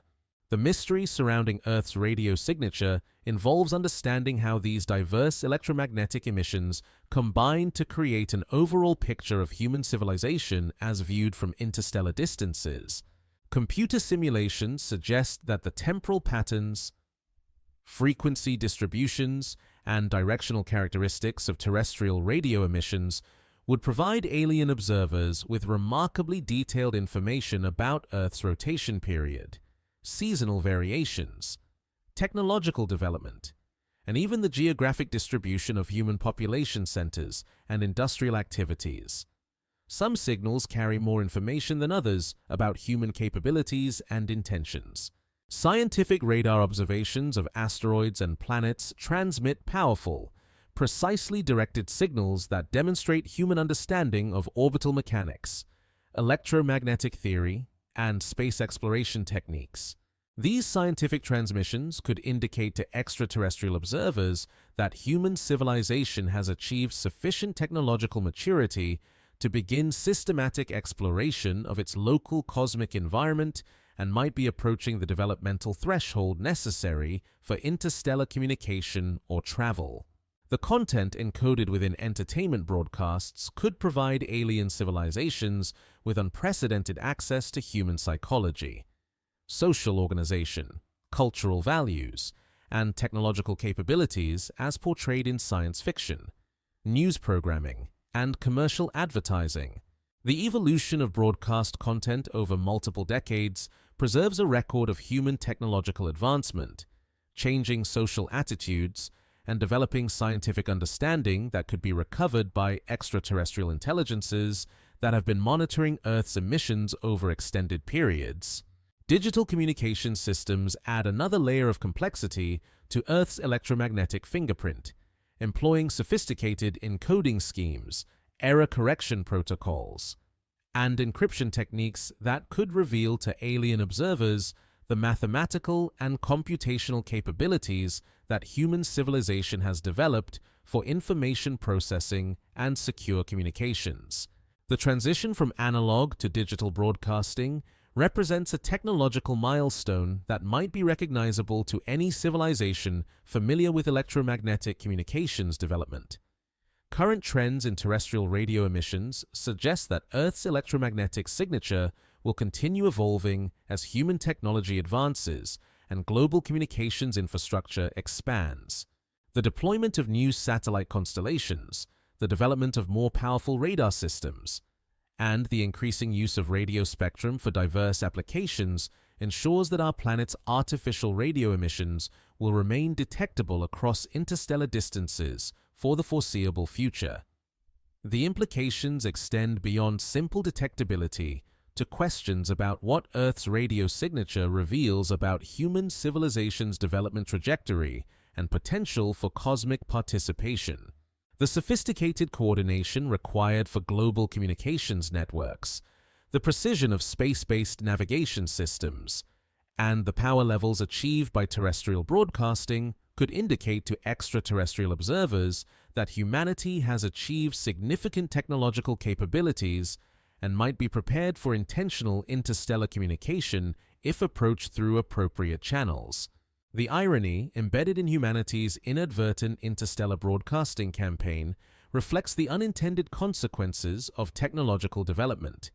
where innovations designed to serve purely terrestrial purposes simultaneously create cosmic communication networks that operate far beyond their intended scope. Every radio transmission, television broadcast, and radar pulse that serves human civilization's immediate needs also contributes to an electromagnetic beacon that announces our presence throughout galactic space, making us participants in cosmic communication networks that we are only beginning to recognize and understand. If something was listening within the expanding sphere of space that now contains Earth's radio emissions, the mathematics of detection and signal analysis suggest that any technologically advanced civilization equipped with radio telescopes comparable to our most sensitive instruments would have little difficulty recognizing the artificial nature of terrestrial electromagnetic signals and extracting detailed information about human technological capabilities, social organization, and scientific understanding from the steady stream of radio and television broadcasts that have been propagating through interstellar space for nearly a century.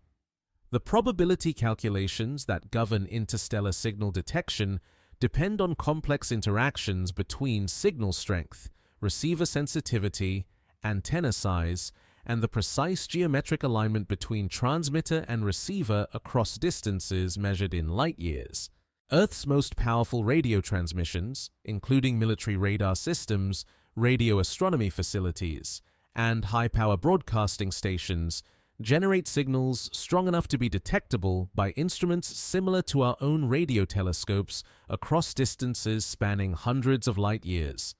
encompassing thousands of stellar systems and potentially millions of planetary bodies within this cosmic neighborhood. The expanding shell of human radio emissions currently extends roughly 90 light-years from Earth in all directions, encompassing approximately 2,000 catalogued stars and an unknown number of planetary systems that may harbor technological civilizations capable of intercepting and analyzing electromagnetic signals propagating through interstellar space. Within this volume, any civilization possessing radio astronomy capabilities equivalent to 20th century human technology would be able to detect and study Earth's artificial radio emissions with sufficient precision to determine their technological origin and extract information about terrestrial broadcasting techniques, signal processing methods, and communication protocols. Only took a few decades of radio astronomy development for human scientists to recognize that electromagnetic signals from technological civilizations would be easily distinguishable from natural cosmic radio sources through their characteristic frequency distributions, temporal patterns, and information content. The same analytical techniques that allow astronomers to identify pulsars, map galactic magnetic fields, and study distant galaxies would immediately reveal the artificial nature of signals originating from technological sources, making the detection of extraterrestrial radio emissions a straightforward technical challenge rather than a fundamental scientific mystery. The content analysis that could be performed on Earth's radio signature by alien observers equipped with appropriate receiving equipment would provide remarkably detailed insights into human civilization's development trajectory, technological capabilities, and cultural characteristics. Television broadcasts carry visual information about human appearance, architecture, transportation systems, and social behaviors, while radio programming reveals linguistic patterns, musical traditions, news reporting methods, and commercial advertising techniques that reflect underlying economic and social organizational structures. Military radar emissions could provide extraterrestrial analysts with information about human strategic thinking, technological sophistication, and potential defensive capabilities through analysis of signal timing, frequency management, power levels, and coordination patterns between different radar installations. The precision and complexity of these defense-related radio emissions might indicate to alien observers that human civilization has achieved significant technological maturity and might possess capabilities relevant to interstellar communication or even space travel. The mystery surrounding potential extraterrestrial monitoring of Earth's radio emissions involves understanding whether any civilizations within our expanding electromagnetic sphere possess both the technological capability and the interest necessary to detect, analyze, and potentially respond to terrestrial radio signals. Statistical calculations based on estimates of stellar formation rates, planetary system frequency, and the probability of technological development suggest that several civilizations within our current radio horizon might possess the technical means to intercept human broadcasts, though the likelihood of their actually doing so remains highly uncertain. Some researchers calculate that the electromagnetic signature created by human broadcasting activities would be detectable by civilizations at our own technological level across distances of several hundred light-years under optimal conditions, while more advanced civilizations employing larger radio telescopes or more sensitive detection techniques might be able to monitor Earth's emissions from even greater distances throughout our local galactic region. The power levels and sophisticated encoding schemes employed in terrestrial communications could make human civilization appear quite prominent among radio sources within our stellar neighborhood.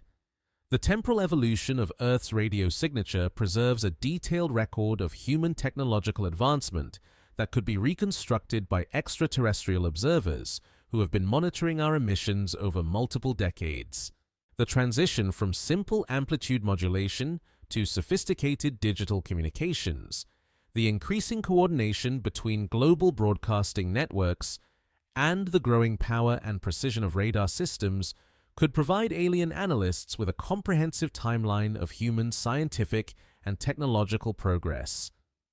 Recent developments in terrestrial radio technology have dramatically increased both the detectability and the information content of Earth's electromagnetic emissions. Digital broadcasting systems carry far more detailed information than earlier analog transmissions,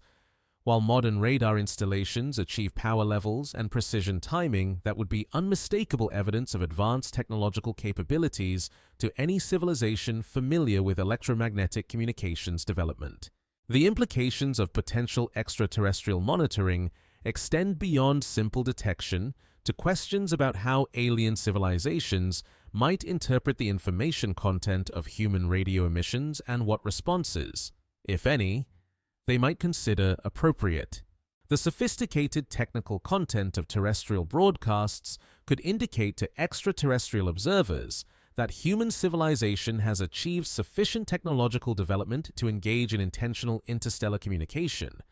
potentially triggering attempts at deliberate contact through radio signals directed toward Earth's location.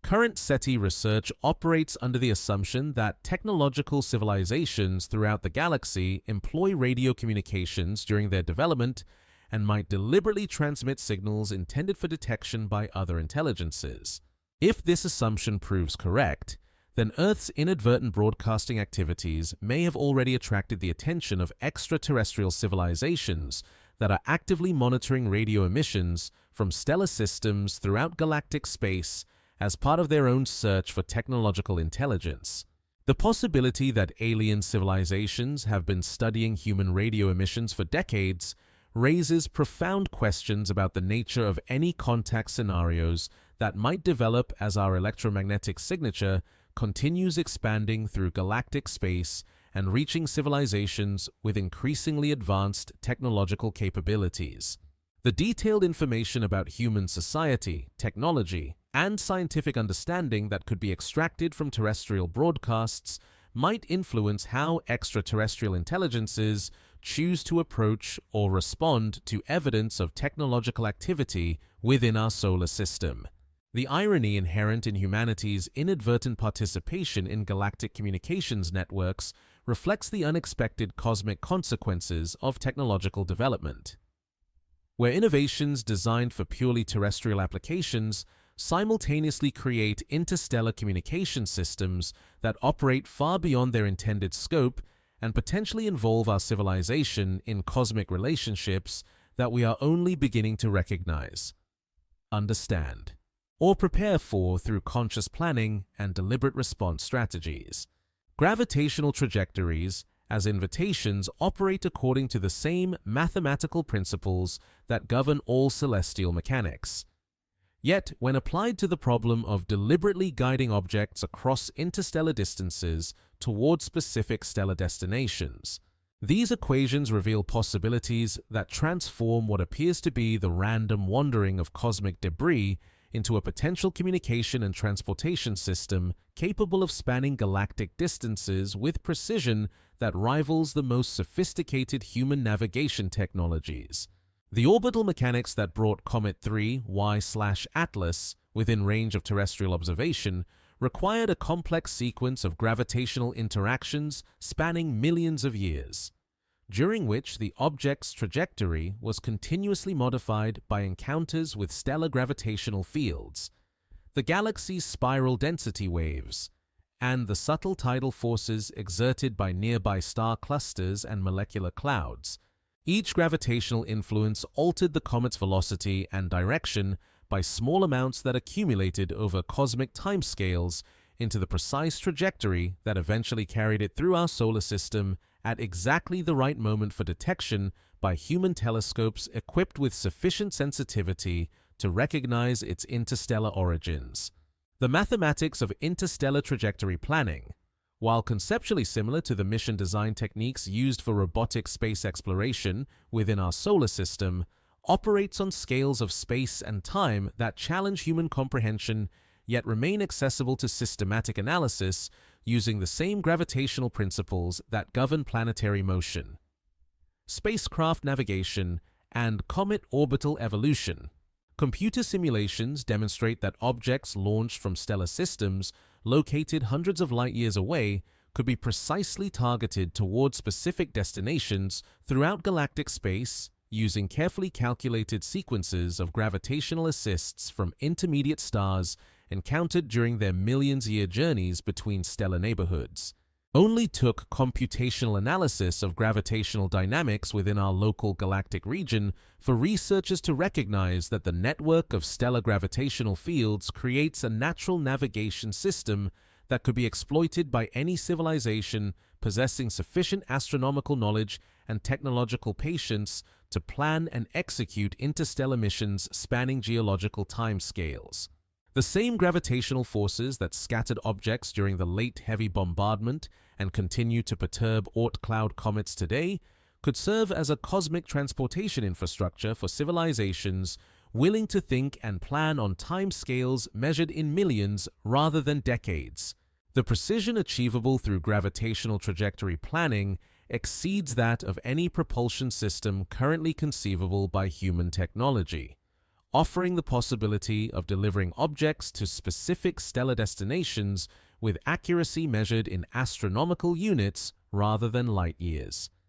Despite travel times that span periods longer than the entire evolutionary history of complex life on Earth, this precision emerges from the cumulative effects of countless small gravitational perturbations that can be calculated in advance and used to fine-tune trajectories across interstellar distances. Advanced civilizations with comprehensive astronomical databases covering their local galactic regions could potentially use gravitational trajectory planning to establish communication networks spanning hundreds or thousands of light years. Launching carefully designed objects toward multiple stellar destinations and timing their arrivals to create coordinated message delivery systems that operate independently of electromagnetic signals and remain functional across timescales that dwarf the operational lifetimes of radio telescopes or other electronic communication systems. The mystery embedded in gravitational navigation involves understanding whether the apparently random trajectories of interstellar objects like Oumuamua and 3I/Atlas might actually represent deliberately planned missions launched by extraterrestrial civilizations possessing the astronomical knowledge and technological patience necessary to execute interstellar navigation projects spanning millions of years. The mathematical analysis required to distinguish between natural gravitational scattering and artificial trajectory planning remains beyond current analytical capabilities. Though future observations of additional interstellar visitors might reveal patterns that suggest deliberate guidance rather than random cosmic wandering, some theoretical analyses suggest that objects designed for interstellar navigation might employ subtle trajectory modifications during their journey through space, using solar radiation pressure, magnetic field interactions, or controlled outgassing to make course corrections that ensure arrival at their intended destinations despite the unavoidable uncertainties associated with stellar motion. Galactic rotation and gravitational perturbations from uncharted cosmic sources encountered during interstellar transit. The infrastructure requirements for gravitational navigation systems involve comprehensive mapping of stellar positions and velocities throughout large regions of galactic space. Sophisticated computer modeling capabilities for calculating complex gravitational interactions over million-year timescales, and technological longevity sufficient to maintain navigation databases and mission planning capabilities across the geological time periods required for interstellar object delivery. These requirements suggest that only civilizations with technological stability and institutional continuity far exceeding anything achieved by human society could successfully implement large-scale gravitational navigation networks, Current observations of interstellar objects provide limited information about their internal structures, material compositions, and possible artificial modifications that might indicate deliberate construction rather than natural formation processes. However, future detection systems with enhanced sensitivity and longer observation periods might reveal subtle characteristics, unusual density distributions, artificial isotopic signatures, or precisely controlled outgassing patterns that would distinguish deliberately constructed interstellar probes from naturally occurring cosmic debris. The potential for gravitational navigation extends beyond simple object delivery to include sophisticated communication protocols that could convey complex information through the timing, trajectory characteristics, and physical properties of objects arriving at target stellar systems. Multiple objects arriving at precisely calculated intervals could encode mathematical sequences, astronomical constants, or technological demonstrations that would be unmistakable evidence of deliberate intelligence to any civilization capable of detecting and analyzing interstellar visitors. The implications of gravitational navigation for understanding cosmic communication networks suggest that advanced civilizations might employ hybrid systems combining electromagnetic signals for rapid information transfer with gravitational trajectory, planning for delivering physical samples, technological demonstrations, or detailed information storage devices that would be impossible to transmit through radio communications alone. This approach would combine the speed of electromagnetic communication with the information density and physical presence achievable through deliberate object delivery. The timescales involved in gravitational navigation create fascinating possibilities for civilizations that achieve sufficient technological longevity and institutional stability to plan and execute projects spanning millions of years. Such civilizations could potentially establish communication networks that remain functional across galactic rotational periods, geological epochs, and stellar evolutionary timescales, creating cosmic infrastructure that persists far longer than the biological evolution periods that characterize life on Earth. The recognition that gravitational trajectories could serve as interstellar communication and transportation systems transforms the interpretation of every interstellar object that visits our solar system, raising questions about whether these cosmic visitors represent random debris from planetary formation processes or carefully planned ambassadors from civilizations that have mastered the art of thinking and acting on cosmic timescales that dwarf human historical experience while remaining grounded in the same physical principles that govern all motion throughout the universe. Deep time and patient journeys characterize all interstellar travel, whether accomplished by natural cosmic processes or potential artificial guidance systems designed by civilizations that have learned to think and plan on temporal scales that dwarf human historical experience while remaining constrained by the fundamental physical limits that govern motion through galactic space. Any object traveling between stellar systems must traverse distances so vast that light itself requires years or decades to complete the journey, while material objects moving at speeds achievable through gravitational acceleration alone need millions of years to cross the voids that separate neighboring stars, creating transportation and communication scenarios that operate on timescales comparable to geological processes, biological evolution, and stellar development cycles. The mathematics of interstellar travel impose strict constraints on velocity and energy requirements that make rapid transit between stellar systems extraordinarily difficult using any conceivable propulsion technology, while simultaneously revealing that slow,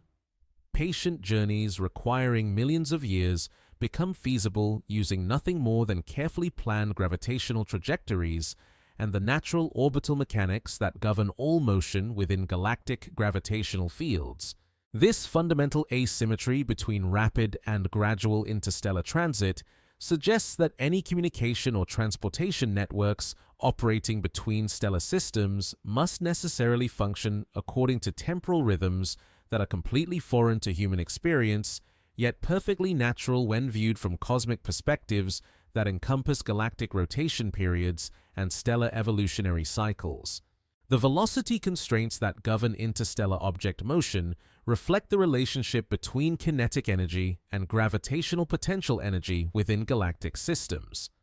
where even the most energetic natural processes, stellar winds,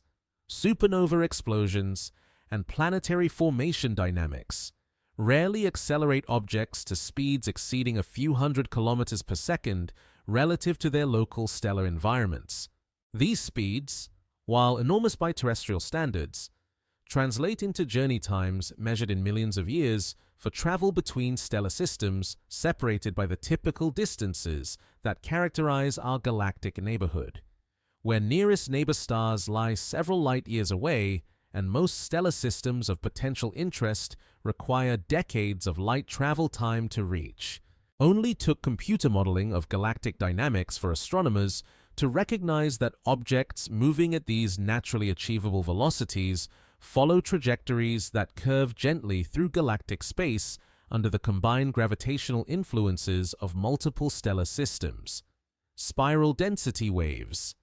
and the galaxy's overall mass distribution, creating orbital paths that can be calculated with extraordinary precision across time periods spanning millions of years if sufficient information exists about the positions and velocities of all gravitationally significant objects within the relevant galactic region. The temporal scales involved in interstellar journeys exceed human comprehension in ways that challenge even scientific imagination.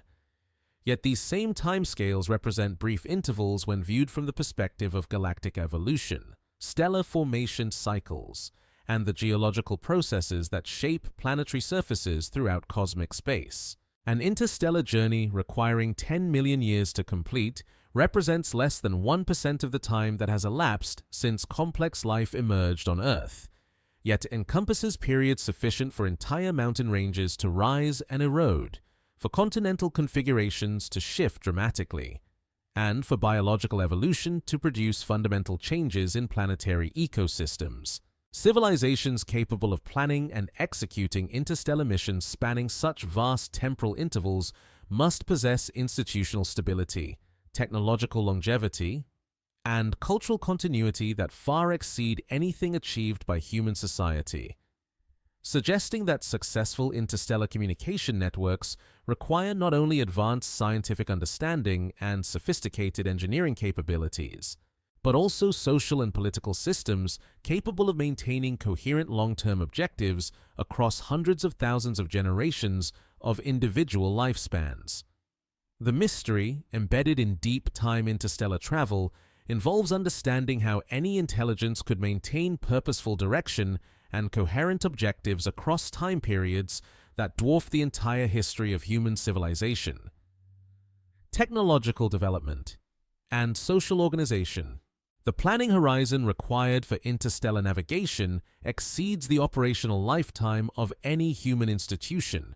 government, or technological system, yet remains necessary for any deliberate communication or transportation network spanning galactic distances. Some theoretical analyses suggest that civilizations achieving sufficient technological advancement might develop forms of artificial intelligence, automated systems, or institutional structures capable of maintaining long-term objectives across geological timescales without requiring continuous conscious oversight or decision-making by biological entities whose individual lifespans represent infinitesimal fractions of interstellar journey durations. These systems would need to operate independently for millions of years while adapting to changing galactic conditions, technological developments, and potential contact scenarios that could not be anticipated during initial mission planning phases. The patience required for interstellar communication networks reflects fundamental constraints imposed by the finite speed of light and the vast distances that separate stellar systems throughout galactic space, creating scenarios where message transmission and response cycles operate on timescales measured in decades, centuries, or millennia rather than the seconds, minutes, or hours that characterize terrestrial communication systems. Any conversation between civilizations located in different stellar systems must necessarily unfold across time periods that encompass multiple generations of participants, requiring communication protocols designed to maintain coherence and purposefulness across temporal intervals that dwarf individual lifespans. Current human technology and social organization remain completely inadequate for planning or executing projects that require millions of years to complete. Yet, the same physical principles that govern chemical reactions, biological evolution, and geological processes demonstrate that complex systems can maintain coherent behavior and purposeful development across exactly these temporal scales when supported by appropriate energy sources and environmental stability. The implications of deep time travel extend beyond technical challenges to philosophical questions about the nature of purpose, intention, and goal-directed behavior when viewed from cosmic temporal perspectives. Civilizations that achieve interstellar communication capabilities must necessarily develop conceptual frameworks and institutional structures that operate according to temporal rhythms completely different from those that characterize biological evolution. Individual consciousness, or terrestrial technological development cycles. The recognition that interstellar travel and communication require thinking and planning on geological timescales suggests that any cosmic civilization network must function according to principles of patience, persistence, and long-term stability that are foreign to human experience, yet represent natural consequences of the physical constraints that govern motion and energy transfer throughout galactic space. These constraints make rapid interstellar contact impossible, while simultaneously creating opportunities for gradual, patient communication networks that could span vast regions of galactic space and operate continuously across cosmic time periods. The objects that arrive in our solar system from interstellar space carry within their trajectories and compositions the signature of these vast temporal scales. Whether they represent natural debris from cosmic formation processes or potential artificial constructions launched by civilizations that have learned to think and act according to the patient rhythms that govern all motion between the stars. Each interstellar visitor embodies millions of years of cosmic history, gravitational dynamics, and potentially deliberate planning, arriving as an ambassador from temporal scales that challenge human comprehension yet represent the natural time frames within which all cosmic processes unfold across the galaxy's spiral arms and gravitational domains. What rocks remember extends far beyond the simple geological processes that create, modify, and preserve mineral structures within planetary crusts to encompass the cosmic history encoded within meteorites, interstellar objects, and the countless fragments of cosmic debris that carry within their crystalline lattices detailed information about stellar nucleosynthesis, planetary formation, galactic chemical evolution, and the physical conditions that existed throughout different regions of space and time during the billions of years since heavy elements first began forming in stellar cores and dispersing through interstellar space to participate in new cycles of cosmic construction. Every meteorite that survives atmospheric entry and reaches Earth's surface carries within its mineral matrix isotopic signatures that preserve information about the stellar environment where its constituent atoms formed, the temperature and pressure conditions that existed during its initial crystallization, the cosmic ray exposure it experienced during potentially millions of years of interplanetary or interstellar travel, and the collision processes that liberated it from whatever larger body served as its parent until gravitational forces or impact events sent it wandering through space toward its eventual terrestrial destination. The isotopic ratios preserved within meteorite samples provide direct evidence of stellar nucleosynthesis processes that occurred in previous generations of stars before our solar system formed, while trace element distributions reveal details about the physical conditions that characterized the solar nebula during the epoch when solid objects first began condensing from gas and dust clouds through gravitational collapse and chemical precipitation processes that operated according to principles of thermodynamics and molecular chemistry that remain unchanged throughout cosmic space and time. Only took decades of increasingly sophisticated analytical techniques for scientists to recognize that meteorites and other cosmic samples contained far more detailed information about cosmic history than early researchers had imagined possible. With individual mineral grains preserving chemical signatures that can be traced back to specific types of stellar explosions. Stellar winds and nucleosynthesis environments that existed billions of years ago in stellar cores located hundreds or thousands of light years away from our current galactic position. Interstellar objects like Oumuamua and Comet Borisov carry within their structures even more exotic information about cosmic processes that occurred in entirely different stellar systems under physical and chemical conditions that may have differed significantly from those that characterized our solar system's formation and early evolution. The isotopic compositions, mineral structures, and organic molecules preserved within these interstellar visitors provide direct samples of material that formed around other stars, offering unprecedented opportunities to study stellar formation processes, planetary development mechanisms, and cosmic chemical evolution from perspectives that would otherwise require interstellar travel to obtain. The mineral memory preserved within cosmic samples operates on multiple temporal scales simultaneously, with different isotopic systems and crystal structures recording information about events that occurred at different times during their complex histories of formation. Modification, cosmic ray exposure, thermal processing, and mechanical alteration through collision events that may have occurred millions or billions of years after their initial crystallization in stellar or planetary environments.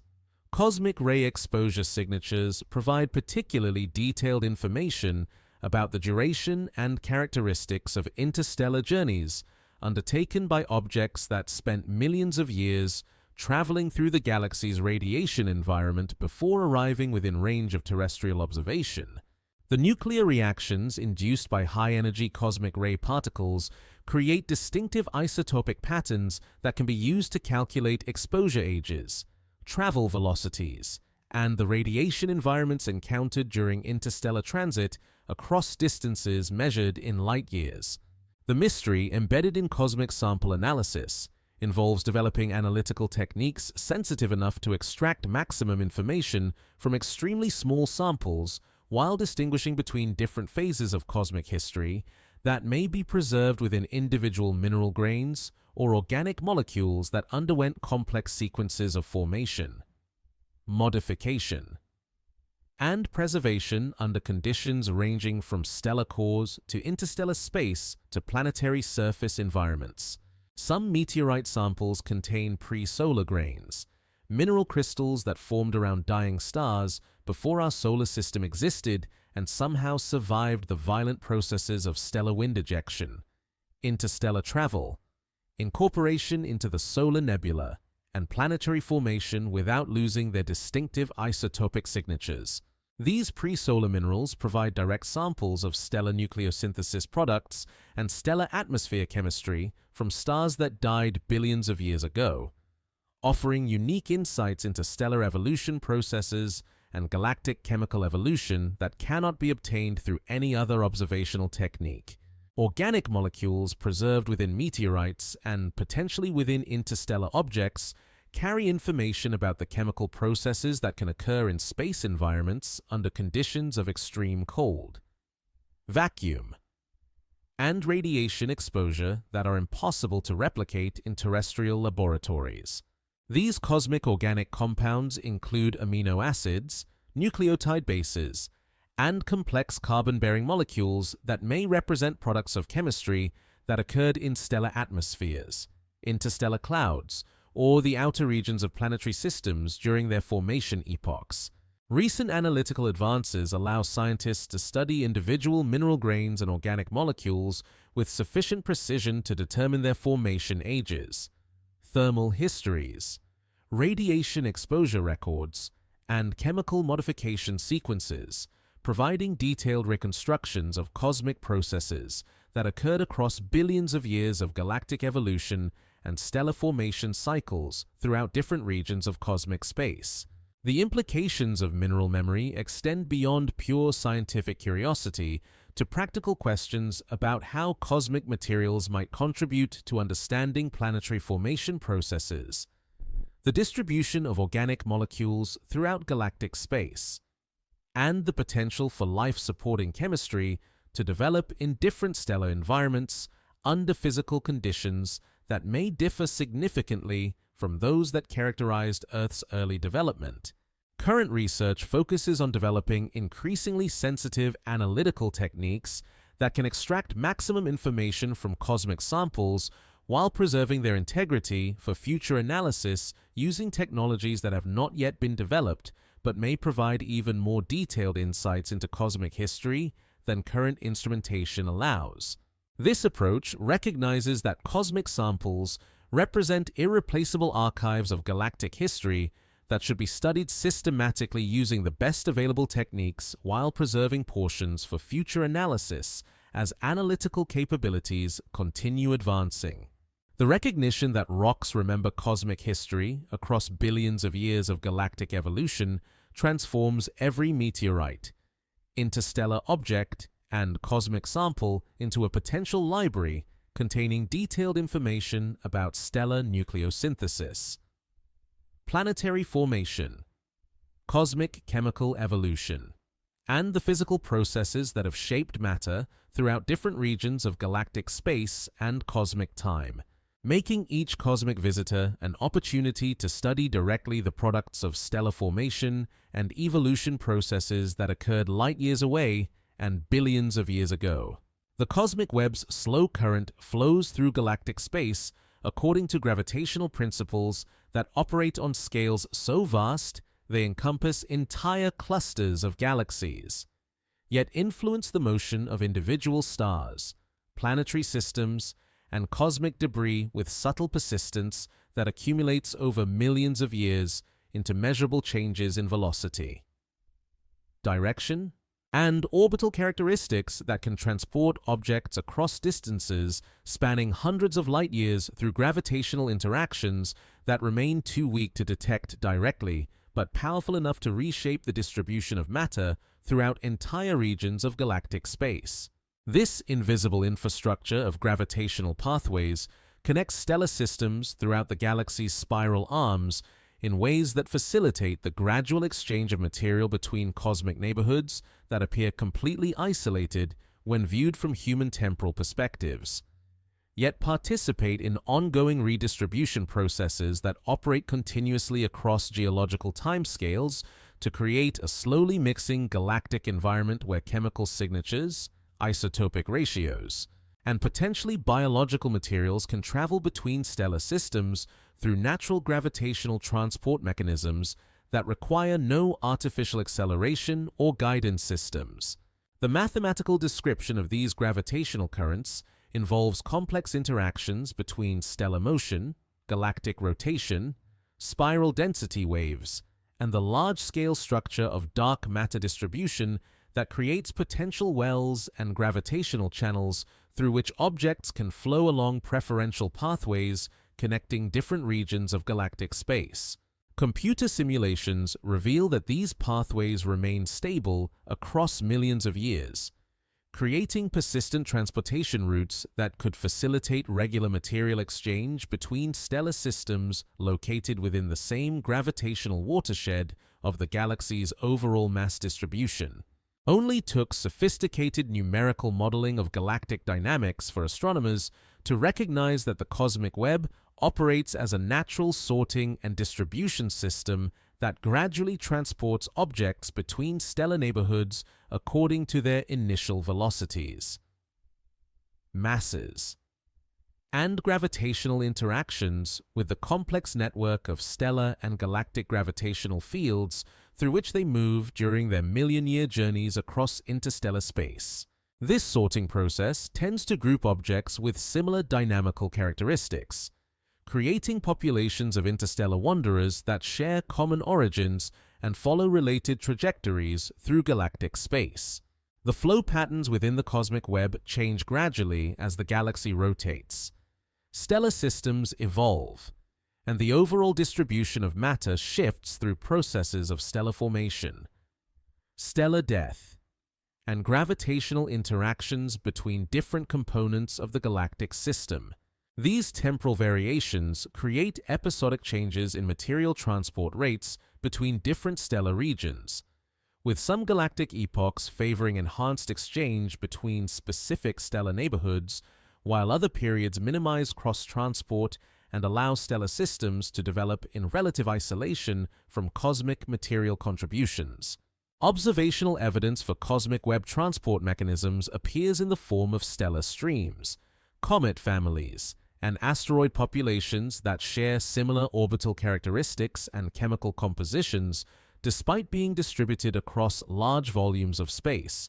suggesting common origins and subsequent dispersal through gravitational transport processes that operated over time, scales spanning millions of years. These observational signatures provide direct evidence that gravitational currents can effectively redistribute cosmic material across interstellar distances.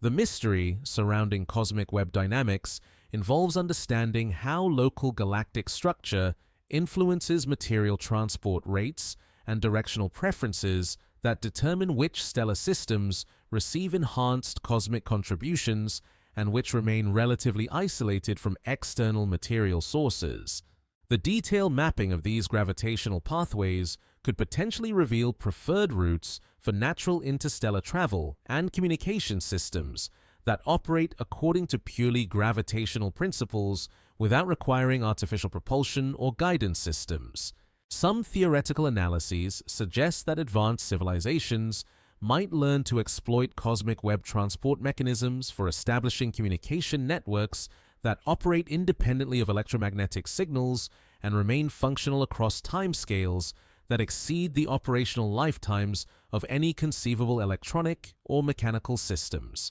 These gravitational communication networks would function by launching objects along specific cosmic web pathways with timing and characteristics designed to convey information through arrival patterns, trajectory modifications, or physical properties that could be detected and analyzed by recipient civilizations. The energy requirements for utilizing cosmic web transport systems remain minimal compared to any artificial propulsion technology.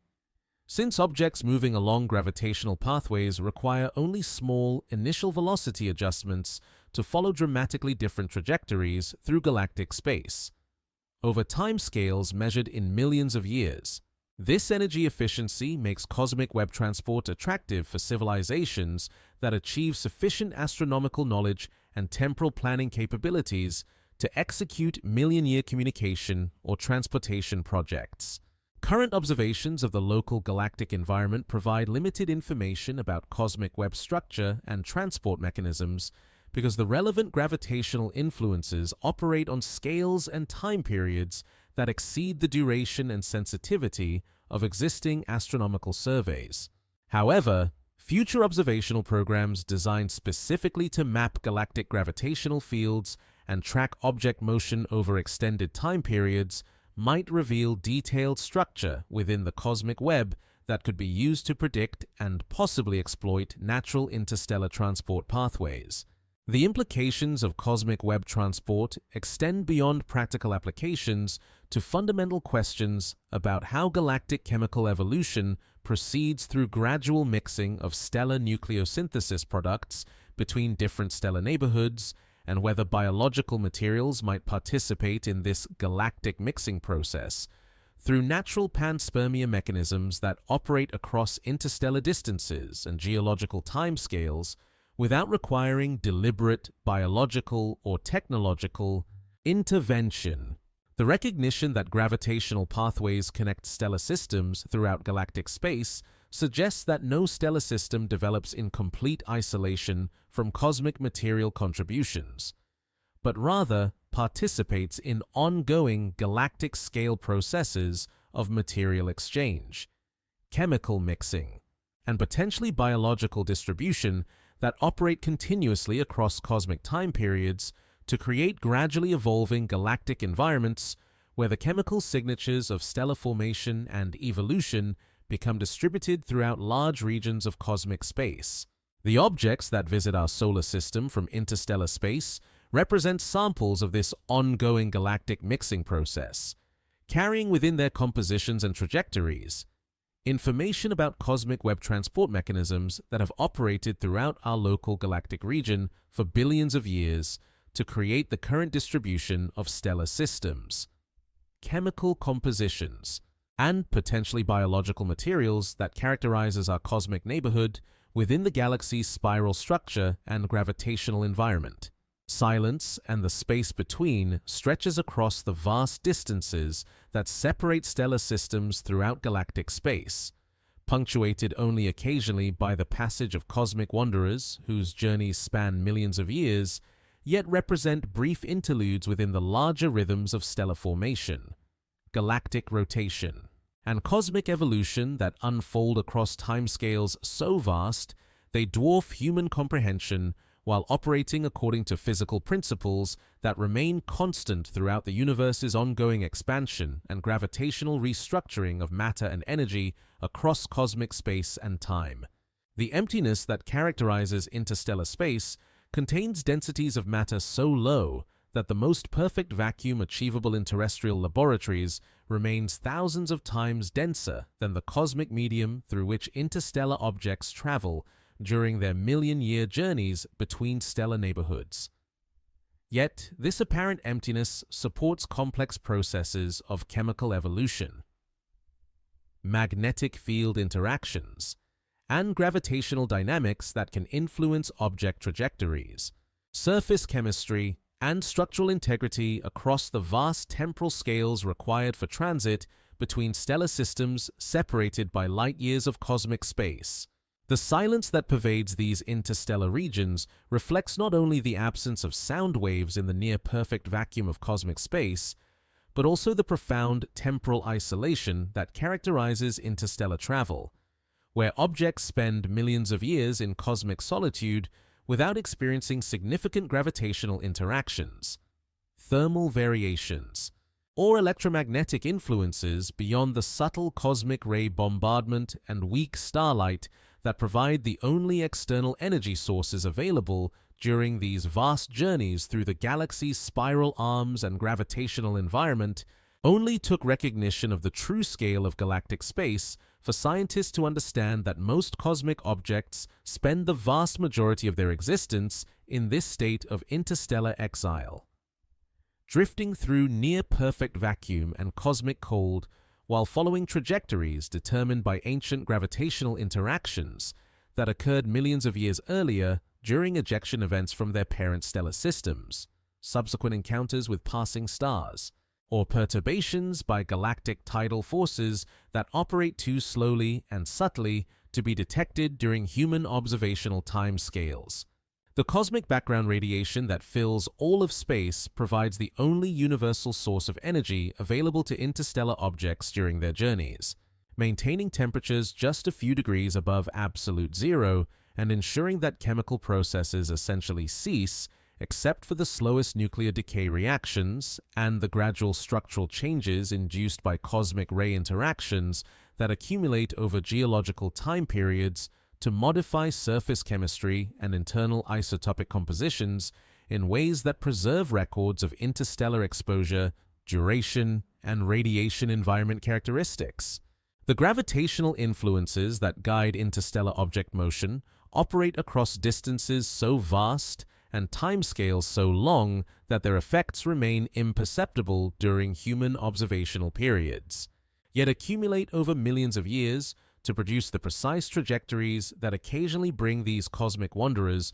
within range of terrestrial detection systems and provide opportunities for direct study of material that has spent geological ages in the cosmic environment that characterizes the space between stars throughout galactic space. The mystery embedded in interstellar silence involves understanding how cosmic processes continue operating across these vast scales of space and time without conscious oversight, mechanical maintenance, or energy inputs beyond the minimal resources provided by cosmic background radiation and occasional stellar encounters that occur so infrequently they represent singular events within the million-year timescales that characterize interstellar journeys between gravitationally significant regions of galactic space. Some objects traveling through interstellar space may carry within their structures or trajectories deliberate modifications that represent technological interventions by civilizations capable of planning and executing projects spanning geological time periods. Yet distinguishing between natural cosmic processes and potential artificial guidance remains extraordinarily difficult when the relevant timescales exceed human technological development by factors of millions, and the physical principles governing both natural and artificial interstellar travel remain identical throughout cosmic space. The preservation of structural integrity and chemical information across million-year interstellar journeys demonstrates the remarkable stability that characterizes cosmic processes operating under conditions of extreme cold, near-perfect vacuum, and minimal external perturbation, creating natural time capsules that can transport chemical signatures, isotopic ratios, and potentially biological materials across galactic distances while maintaining sufficient structural coherence to preserve detailed information about their origins and cosmic histories. Current understanding of interstellar space remains limited by observational constraints that make direct study of the cosmic medium extremely difficult.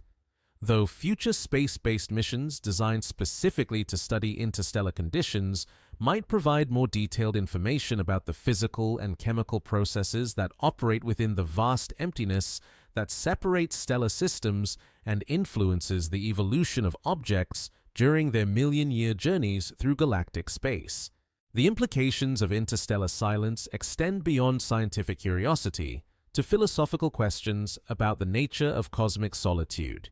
the persistence of information across vast scales of space and time, and the potential for consciousness to develop understanding of cosmic processes that operate on temporal and spatial scales that exceed direct human experience by factors that challenge conceptual comprehension while remaining accessible to mathematical analysis and theoretical understanding. The recognition that most cosmic space consists of near-perfect emptiness, punctuated only occasionally by wandering objects whose journeys span geological time periods, creates a perspective on cosmic existence that emphasizes patience, persistence, and the gradual accumulation of small influences across vast temporal scales to produce the complex gravitational relationships, chemical distributions, and cosmic structure that characterizes the current state of galactic space and continues evolving according to physical principles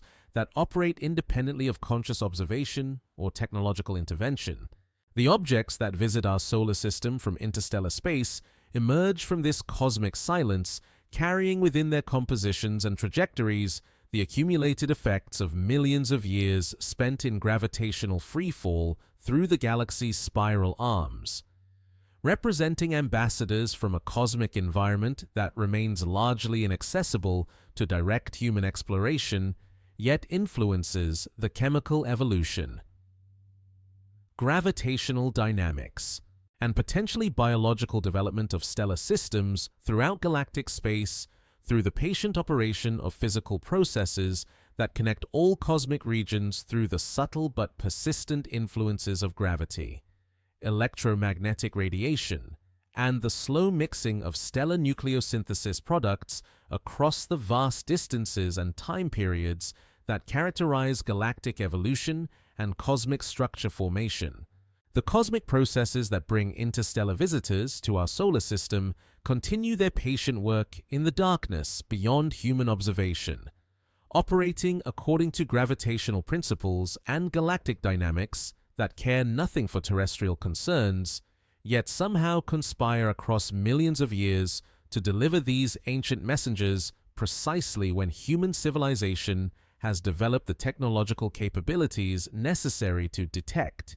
study, and appreciate their cosmic significance. In the space between stars, countless other objects drift along trajectories that will not conclude for millions of years, following paths determined by gravitational influences so subtle they operate on temporal scales that make mountain building appear sudden by comparison. Some carry within their frozen structures chemical signatures from stellar systems that died before our sun was born, while others preserve organic molecules that formed under conditions unknown in our cosmic neighborhood, all traveling through the galaxy's spiral arms with the patience that only cosmic processes can maintain. The Earth continues its rotation beneath the star-filled sky, adding layer upon layer of cosmic dust to geological formations that will preserve for future generations the chemical evidence of our ongoing participation in galactic material exchange networks that connect our planet to stellar formation processes occurring throughout cosmic space and time. Each grain of cosmic debris that settles through our atmosphere carries isotopic messages written in the language of stellar nucleosynthesis, contributing to the slowly accumulating archive of cosmic history that characterizes terrestrial geology. The radio telescopes scattered across our planet maintain their patient listening, their receivers analyzing electromagnetic radiation from cosmic sources while simultaneously broadcasting humanity's technological signature into galactic space,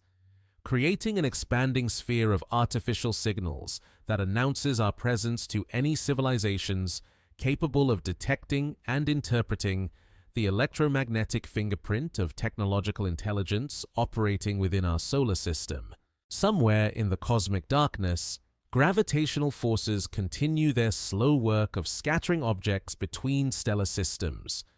while the galaxy's spiral arms rotate with stately persistence through cosmic space,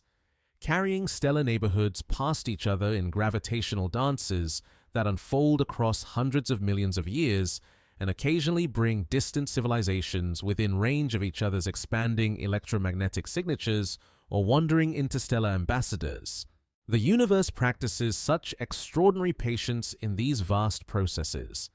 delivering its messages across distances and time periods that challenge human comprehension yet operate according to physical principles accessible to mathematical analysis and scientific understanding,